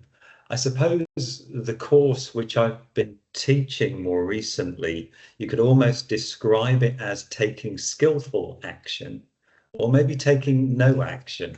Often no action might be needed. As we find, we have a tendency to gear up and to overdo things. So I just dwell briefly on this board because almost in a nutshell, so this was week one of the group when we were in Hammersmith and Fulham last year. We were sort of going through with the participants there, what they wanted to take from the course and what the course was about. And it doesn't come out particularly well, partly because it's my handwriting, but also it just sort of covers what it looks at. So we're developing this skill called awareness, with the idea of actually being in the moment. If I had a pointer, I could probably point. Yes. No, the pointer doesn't work. Anyway, so being in the moment, sort of being helpful, but as well as the attentional, the awareness component, there's this kindness to self, kindness to others, and listening to what we need, which is more towards the right-hand side, with a sense that we can learn techniques that might be helpful. So we piloted this group, which was an 8-week new curriculum, with people with early stage dementia, because I think, as our research colleagues mentioned in relation to the Pathfinder study, quite often people with dementia, particularly in the earlier stages, have anxiety, depression, worries, and this is really quite understandable. I've lost my bus pass again. I've not quite able to find the exact words that I want to say. All of these little micro moments then can act as things which we dwell upon, worry about, ruminate, feel sad about, all these different elements. So the course we used is one which is sometimes called the Feeling Tone course, sometimes called Frame by Frame. It's manualized. It was developed by somebody called Mark Williams from Oxford, and we use some basic psychological well-being, quality of life scales. The bottom of the slide, I mean, there's a huge area of research regarding mindfulness and its interface with contemplative background, the psychological science, but just to say mindfulness is not necessarily a panacea for everybody at every time, but there is strong evidence in certain areas regarding mindfulness, particularly depression, anxiety, addiction, and also there's a few other studies there which I won't dwell upon them, but it has been used with older adults, and there have been some studies using mindfulness to reduce anxiety symptoms with people with what's called SCD, which is subjective cognitive decline, which is somewhere on a spectrum building up towards dementia. So the group itself, there were 8 90-minute face-to-face sessions, which I facilitated with an OT student. It's very much in its earlier stages, so there is evidence around this frame-by-frame course, but there's only one paper so far. And to be able to participate and get the most out of it, we hope that people would be able to retain something from week to week, and also that they would be able to listen to some of the audios that they receive and some of the practices. So really at its simplest, I would always describe mindfulness as being practical skills training. So there is a training element, so the practices help us to bring the skills into everyday life.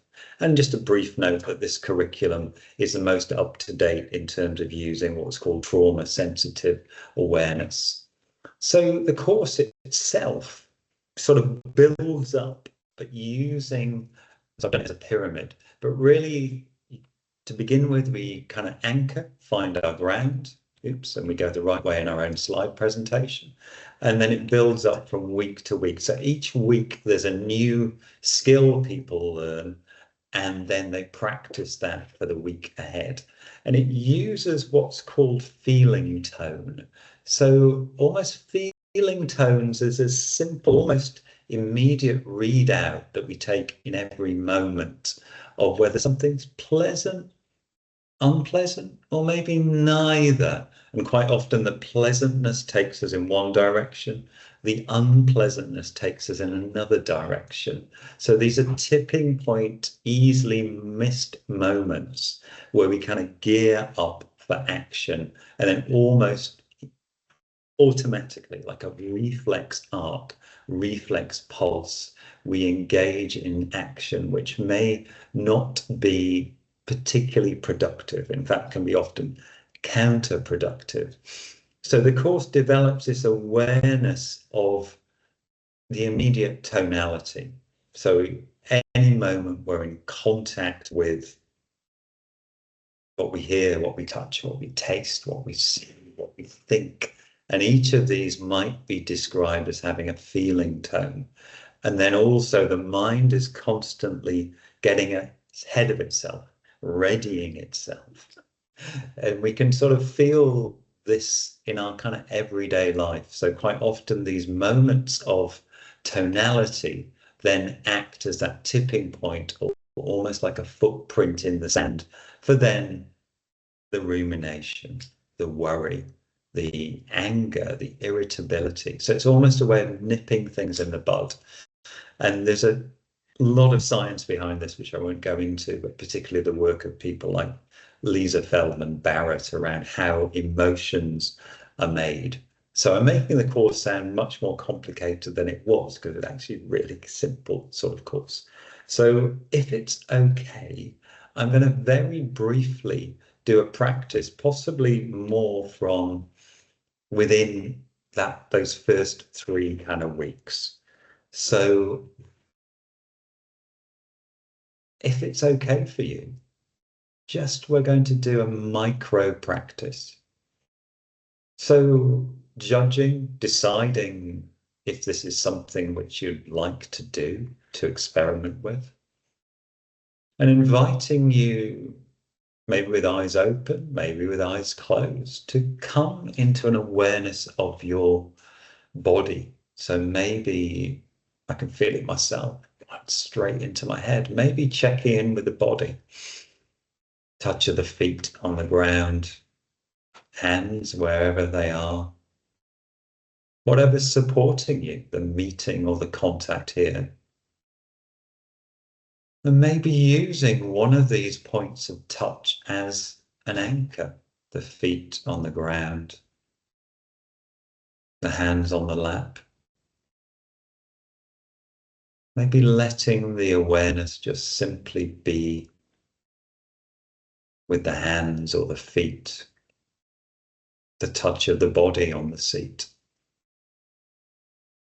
And this can be used as a place to gather, to ground the awareness. Mind may get busy, thoughts come up.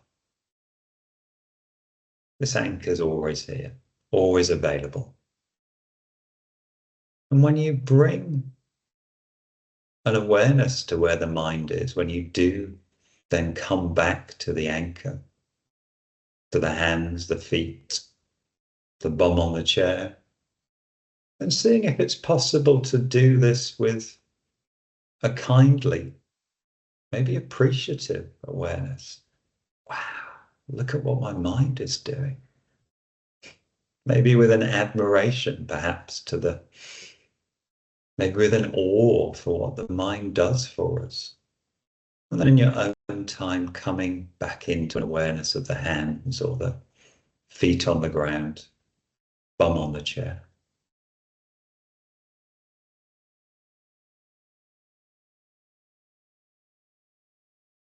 So always being able to re-ground, to re-anchor ourselves with this possibility of bringing a friendliness to these fluctuations of the mind. And then letting go of this very short practice. So if the eyes have been closed, opening them up again, perhaps wiggling toes and fingers, maybe coming back to this particular moment, maybe also with the possibility that these bases can be used again if the mind does get busy throughout the day. So that was a really kind of simple practice, so like the grounding, the taking a pause, probably from week 1 and week 2 of the course.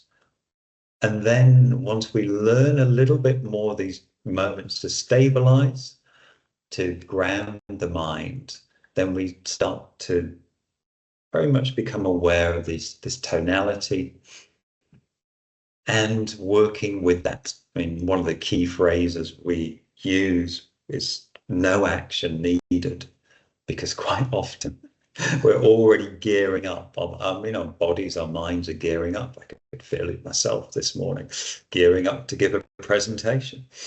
Come into the body. Oh, thank you. But no action needed now.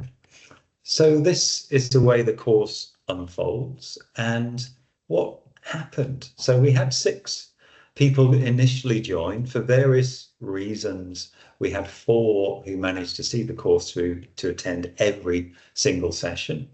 We used a couple of simple scales. There's something called the DEMQUAL, which looks at quality of life in dementia. It breaks it down into various aspects.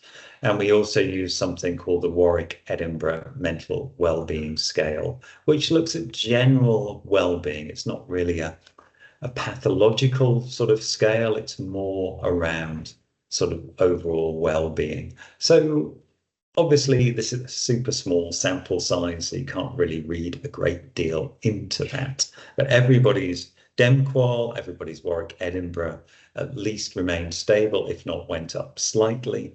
And from my perspective, and also from the OT student who was there in the group as well, it was probably one of the most profound groups that we'd actually facilitated. I think other groups are available, as Helen's described, CST, other groups, but this felt to be really useful, really meaningful to the people. And there's some of the general sort of feedback from week 8. So learning from one another, learning to slow down, more time to think and listen, not rushing around, the stopping and sharing, the poetry. We occasionally read poetry in the group, and lovely to meet people with similar preoccupation. So there's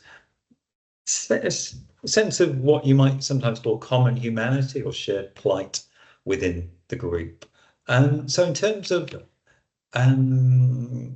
learning the skills, I suppose that was one of the aspirations. Many people were able to practice from session to session. Most of them had care partners involved.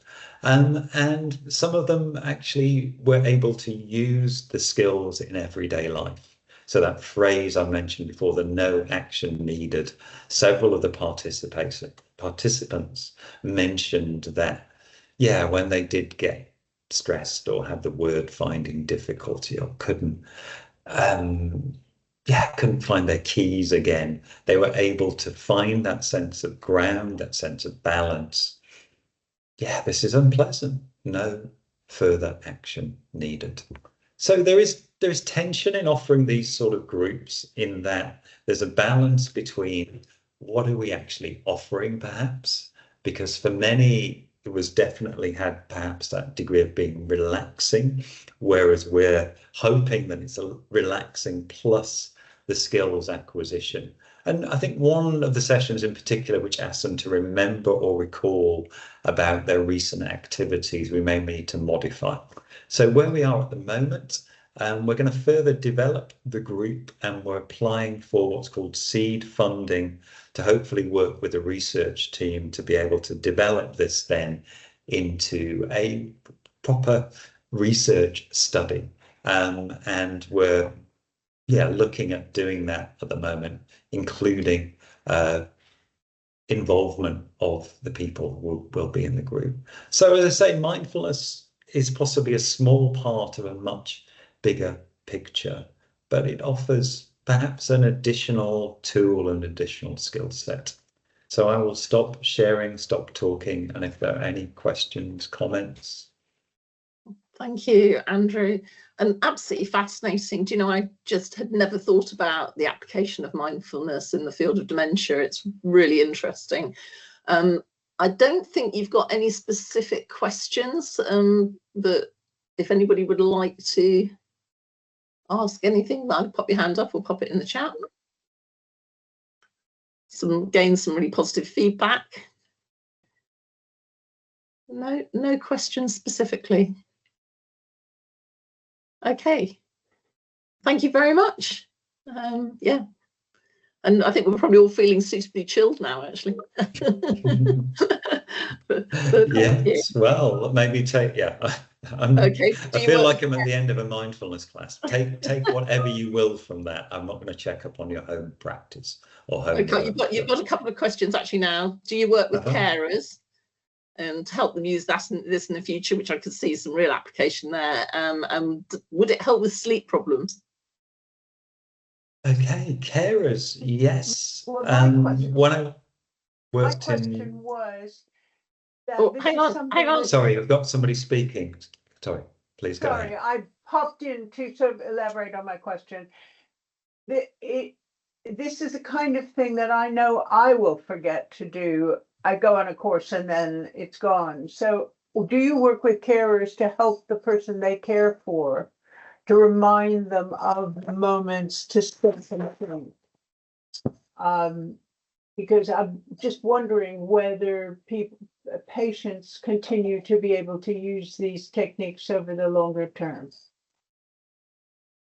It's a great question. Yes, we did within the group we were running in Hammersmith, but not everybody necessarily had a carer involved who could do that. So we didn't exclude anybody because they didn't have a carer. So in the case of some of the audios and the handouts and remembering to do as much as they could, the home practice, yes, carers were involved, yes. And somebody was that your that was a yes, that was your question on the carers, wasn't it? I think Barbara, yeah. In terms of sleep problems, yeah, I'm not that up to date with the literature, but there are, from what I recall, systematic reviews that show that mindfulness can be helpful with sleep.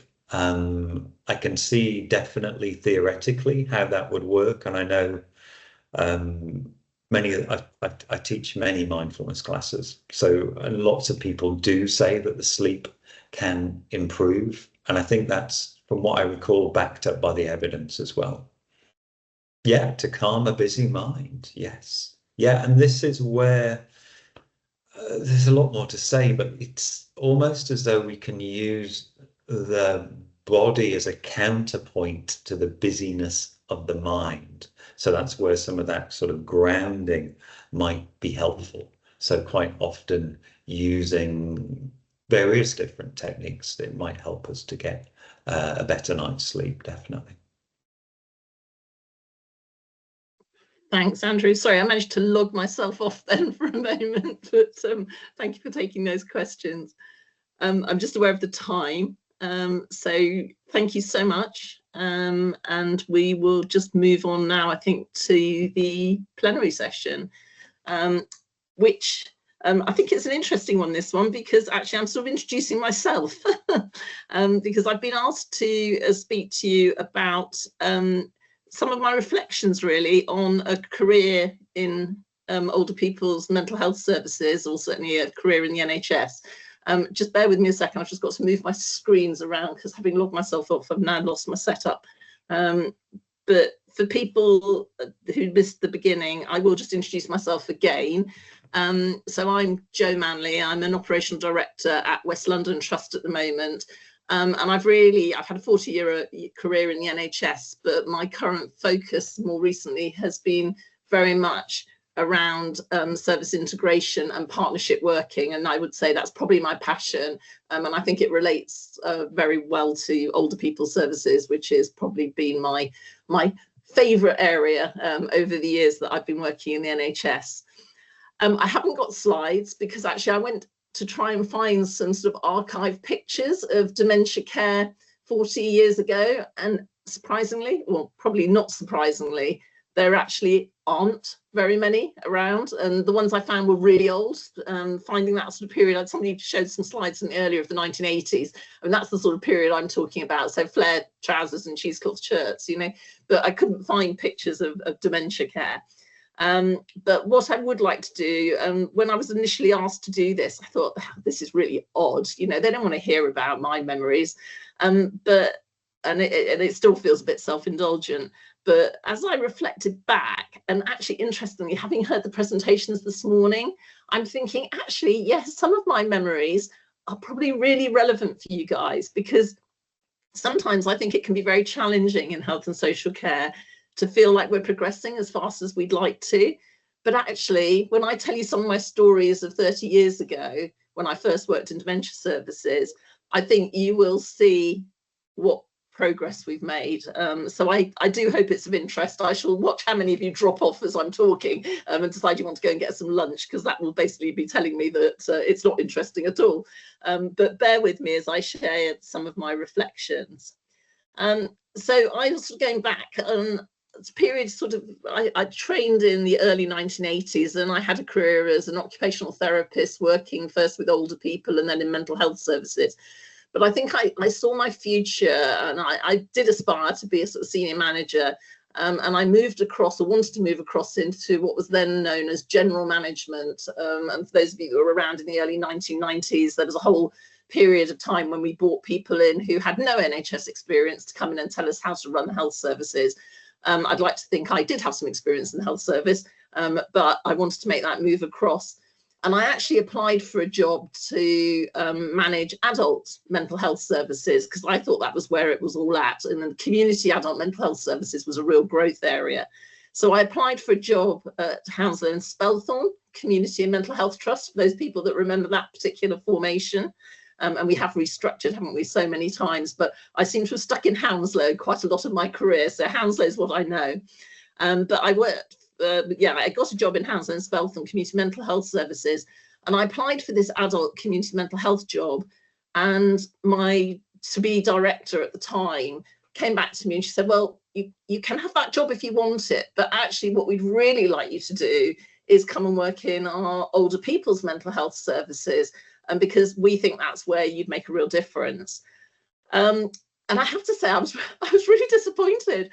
And actually, I'm ashamed to say it, but the area carried quite a lot of prejudice for me, and I sort of saw older people's mental health as being the back end of mental health services, where only the poorly performing were asked to go. And I thought, oh God, no, I don't want to go and work there. That sounds dire. But my boss, who actually turned out probably to be the best boss I ever had, a woman called Valerie Howell, persuaded me and said, as I said, where she thought I could make a difference. So I moved from Springfield Hospital, where I was working as Director of Therapies, into older people's mental health services for Hounslow and Spelthorne. And I'm so glad to this day that she encouraged me to make that move, because it really has started a long and very fulfilling career that's actually always had an element of older people's care within it. So I've never left the field of older people's care, and just how treasured that experience has been. So just to give you a bit of context, I was based in the old West Middlesex Hospital building next to the chapel and the mortuary in a leaking porter cabin. It was before that new hospital that you now see on the West Mid site was built. Lakeside Mental Health Unit was just going up as I started in 1996, and it opened actually in the first year in the trust. Oh, I'm getting some sound reverbish. Is everybody muted? Yeah, thanks. Yeah, so I was based at the West Middlesex Hospital. In those days, we had an acute older people's mental health ward on the ground floor of Marjorie Warren, which was called Dove Ward. And I think that name followed that ward actually in some of its following life. And then we had a continuing care ward on the second floor of Marjorie Warren, and we had a respite ward on the top floor of Marjorie Warren. So that's where older people's mental health services used to be in the old days. I also had a base at the stables at Ashford Hospital, and the name describes what that was like. There was no hay, but the stables was probably quite a good name for it. And it was tucked away right at the back of the hospital, next to the old Victorian Holloway unit, which was 2 long stay wards with a sort of day hospital tucked away where nobody could see it. And then there was an acute mental health ward in one of the Niston huts on the Ashford Hospital site. So all I can say is, I'm not sure some of my prejudice about older people's mental health services being correct. However, what did I find? I would say to this day that I found some of the most committed, dedicated staff I've ever had the privilege to work with. People absolutely dedicated to the care of older people with mental health issues, and particularly dementia care.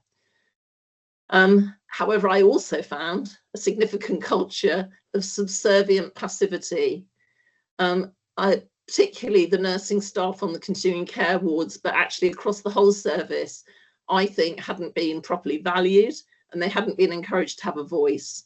It was quite a change from the allied health professional world that I'd come from, where a lot of people were very outspoken and had very strong views and were sort of very forward thinking. A key thing that we started was a ward managers development program, because my ward managers were fabulous, but just had never had any basic foundation management skills. And I have to say, we used to meet on a Friday morning, every Friday morning in those days, or every other Friday morning, I think it was. We worked through some foundation management skills. And one of my very proud reflections back on my career in the NHS is how those people went on to develop their voice. Several of them have now gone on to much greater things, and it was just very special to see them develop. I think I'd still suggest that older people's mental health services can still feel a bit like a Cinderella service compared to the work of adult mental health, and particularly in the world of acute trust pressures. I don't think mental health as a whole can feel like a Cinderella service. Older people's mental health perhaps even more so. And I still want to encourage those of you that work in this field to just speak up for the needs of your population that you serve, for our service users and our carers, and especially those with dementia who sometimes can't articulate their needs so clearly, especially in the later stages. I will reflect, and gosh, we've heard from them today, but back then I worked with some incredible carers who told me stories of journeys of caring for their family, their partners, that still stick with me today. And I remember one absolutely gorgeous older gentleman who told me he hadn't had more than a couple of hours sleep for several years, as he was so worried about his wife wandering and coming to harm. She would hit him, she'd shout at him, but he was determined he was never going to let her go into care. And he sticks with me to this day. Of course, there was no telecare then. There was really not much more he could do other than lock the front door and try and protect her from wandering around her house and hurting herself. But as I say, he used to say, I just have not had sleepless nights for years, or haven't had, sorry, a full sleep for years. So yeah, working with those carers has left me with stories to this day. And as I say, I just cherish the story we heard today. You know, those are the ones that stick with me. I was also going to mention, actually, somebody put in the chat about how they don't want to be signposted to services. And that sticks with me because I met a carer quite recently who had a son in drug and alcohol services. And she said, I don't want to be signposted. I want someone to hold my hand and take me. And I thought that was really meaningful. And I think for those of us that are going to take lessons from today, we've heard a lot about how people find out about what's going on. And I think we need to think more about how we develop that aspect of what we do. I wanted to mention day hospitals. In the old days, as I'll call them, I think we're in the mid-1990s now, day hospitals run by the NHS was still very much a thing, and people would be brought in on transport for a few days a week. They would provide them with respite break for their carers. There'd be lots of activities going on, a chance for an assisted bath, a chance for people to review how they were getting on. I think there were two schools of thought. There was also a view that actually disrupting people with dementia and bringing them into another centre, you know, a couple of days a week was not necessarily therapeutic. But I think in some ways we did lose something quite special when day hospitals went. However, most of that care has now moved over into the third sector. I know they often struggle to get recurrent funding. And I would just applaud those of you that are offering, we've heard about lots of groups today, maybe not offered in such institutionalized care, but how important it is for people to get out and make connections with other people who are experiencing the same conditions that they are, or caring for people, the same needs that they recognize. So keep up that great work. I think it's so important. I was going to just reflect for you on the quality of care in long stay wards in those days. And I mean, we are only talking 30 years ago, which to me doesn't seem that long ago really, but probably to some of you that are younger, it probably feels like, you know, ages ago. But whilst I saw some very loving and professional care in long stay wards, I also saw some very outdated care and some very poor practice. There was still a culture of moving staff who were being performance managed in acute care and rehab care, moving them into older people's care. And I think we had a few people that really, you know, yeah, we had some concerns about. Some of the clinical care, I remember the first time I went onto the Holloway unit finding probably 90% of the patient in tippy chairs with seatbelts on. Basically being used as restraint, not just pressure care. People were literally left there for the day, you know, they were padded up with continence pads and then put to bed in the evening. They were kept clean, they were kept fed on water, but it was quite custodial, as I say, restricted practice. We still have a central laundry and we still have a central clothes store. So a lot of people, unless they had a carer who brought their clothes in, people were still being put in institutional clothing that, you know, didn't have their name on it, wasn't necessarily something they chose. We had staff that used to sleep at night. I did a couple of disciplinaries with people who were drinking alcohol and sleeping at night. And also some quite significant cultural wars actually going on between factions of staff. There were just some different cultural groups and whole families actually that worked in mental health services, especially at Ashford Hospital. We had paint stripper being poured on people's cars.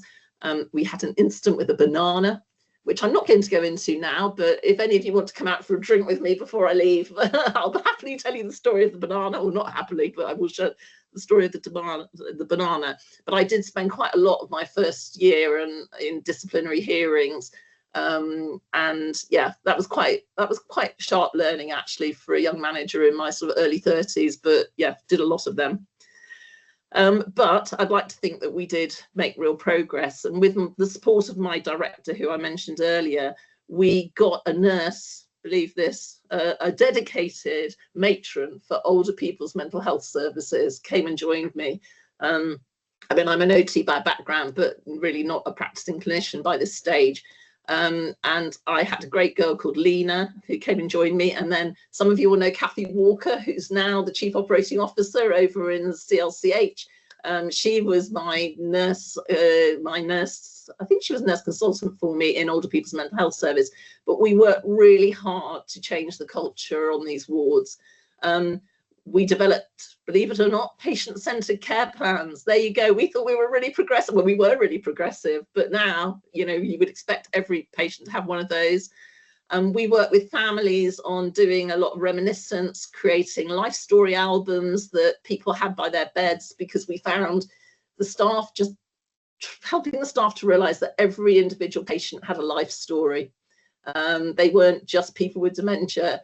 And it was great fun to do that, but it was actually a really positive piece of work. I mean, how far you've come now with your therapy services. I mean, looking back, you know, we thought we were right at the forefront of this stuff, but it was good. And we got every patient with a wardrobe with personalized clothing. I remember the fight I had about washing machines, because we put washing machines on the wards to be able to wash people's clothes and give them back their clothes.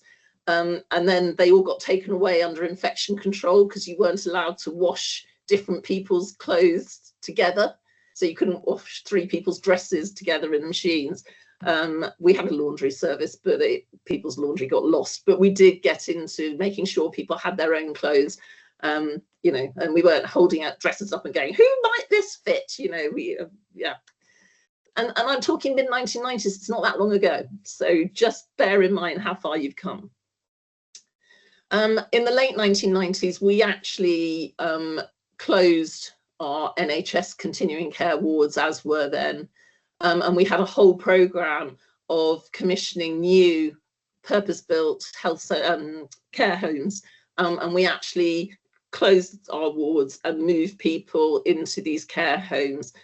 With the same staff, actually, in most cases, into homes with ensuite facilities, homely decor, designed for people who had dementia, open spaces, and actually, I think generally it was a real piece of positive progress to do that. And I know we still have some of those units today.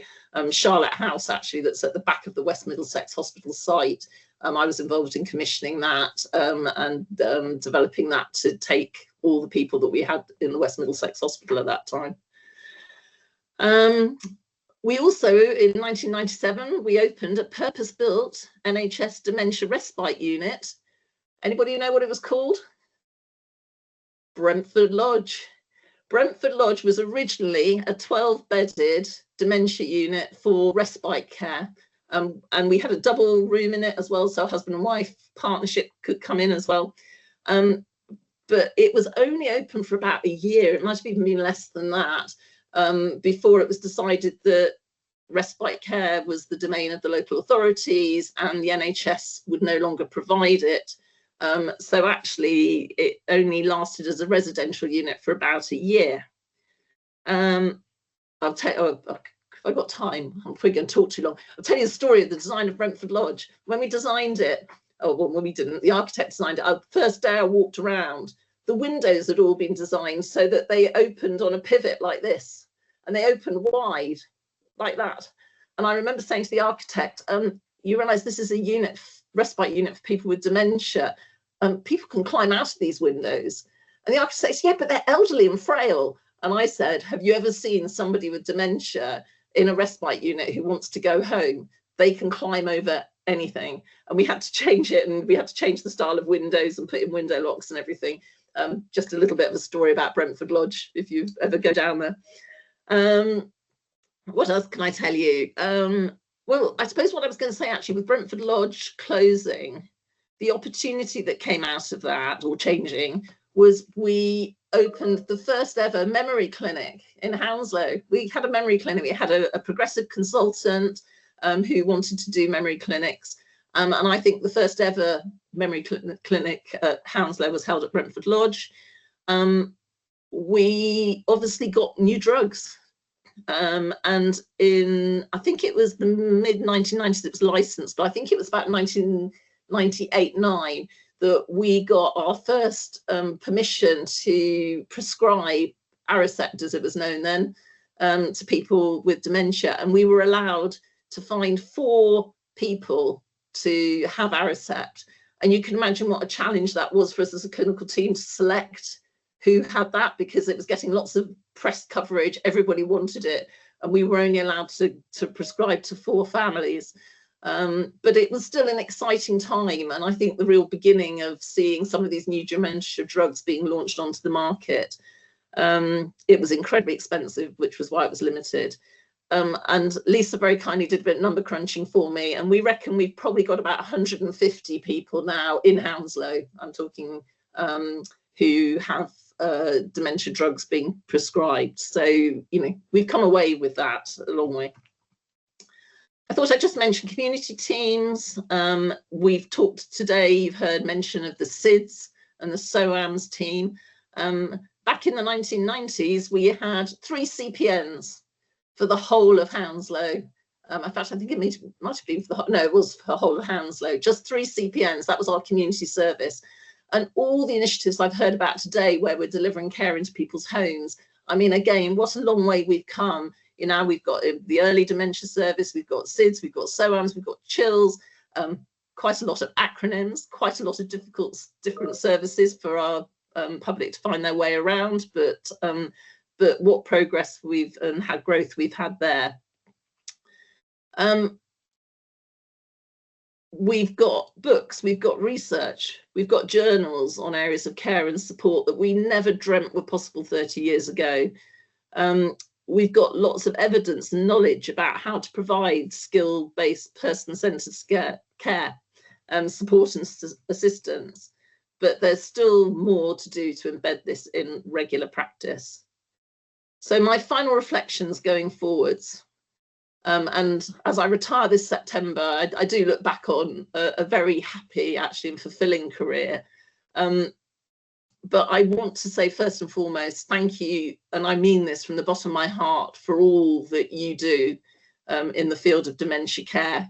Thank you. I still work with some amazing people. We've heard incredible presentations today. We've had engagement from people.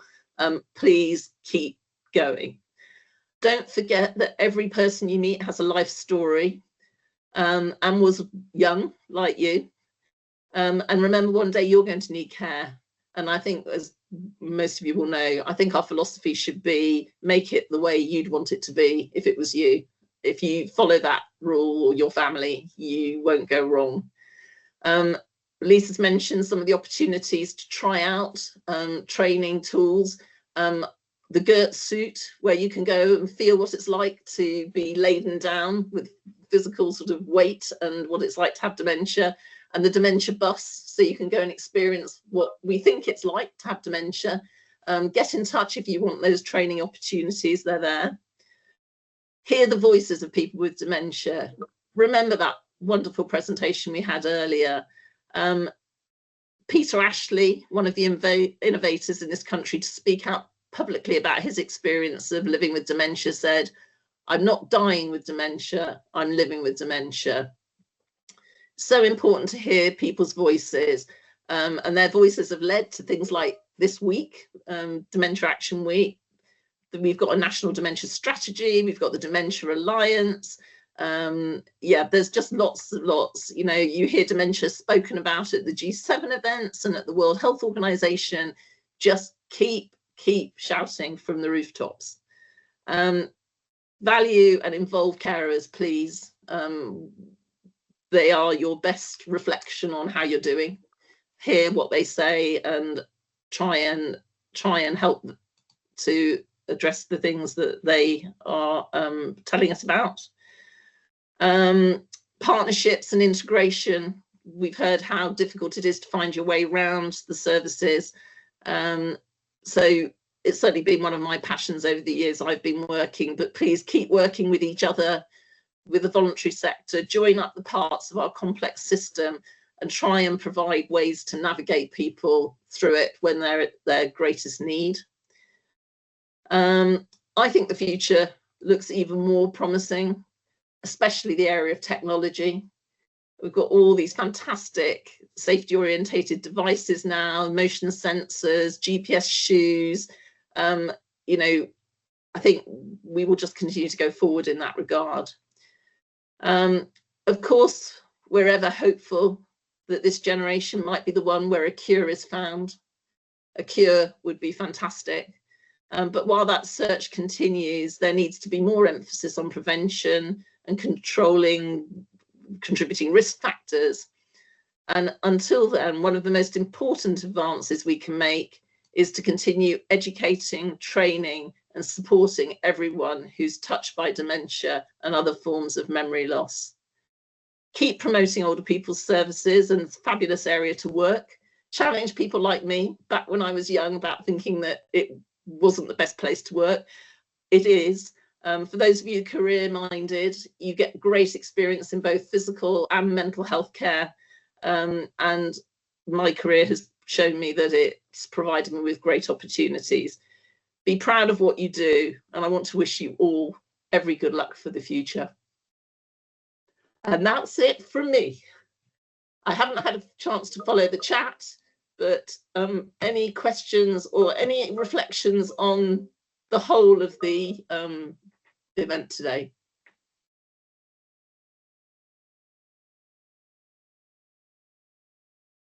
No? Okay. Well, probably on that note, I'll make one final comment. I'm feeling a bit emotional, actually. Thank you for listening. I want to say the biggest thank you to Sam, who's organised today.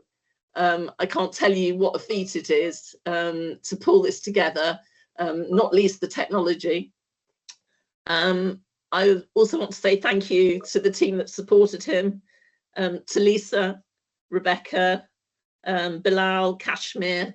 Thank you for all the support you put in behind the scenes. But I'm really hoping that next year there will be a fourth year. I hope I can come along, actually. You'll have to invite me. I'd love to come and hear how you're getting on. Thank you hugely to everybody who's talked today. I know it can be a bit nerve-wracking. It also takes time out of the day job to do slides and put your presentations together. But it has been a really lovely spread of presentations. And if there's something you think you'd like to hear next year, or you want to know more about, or if you'd like to speak, then please get in touch with us and we'll put you on the agenda for next time. But on that note, I want to say thank you. Thanks for all the lovely comments coming in as well. And yeah, keep going. Bye. Thank you, Jo. Bye. Thank you.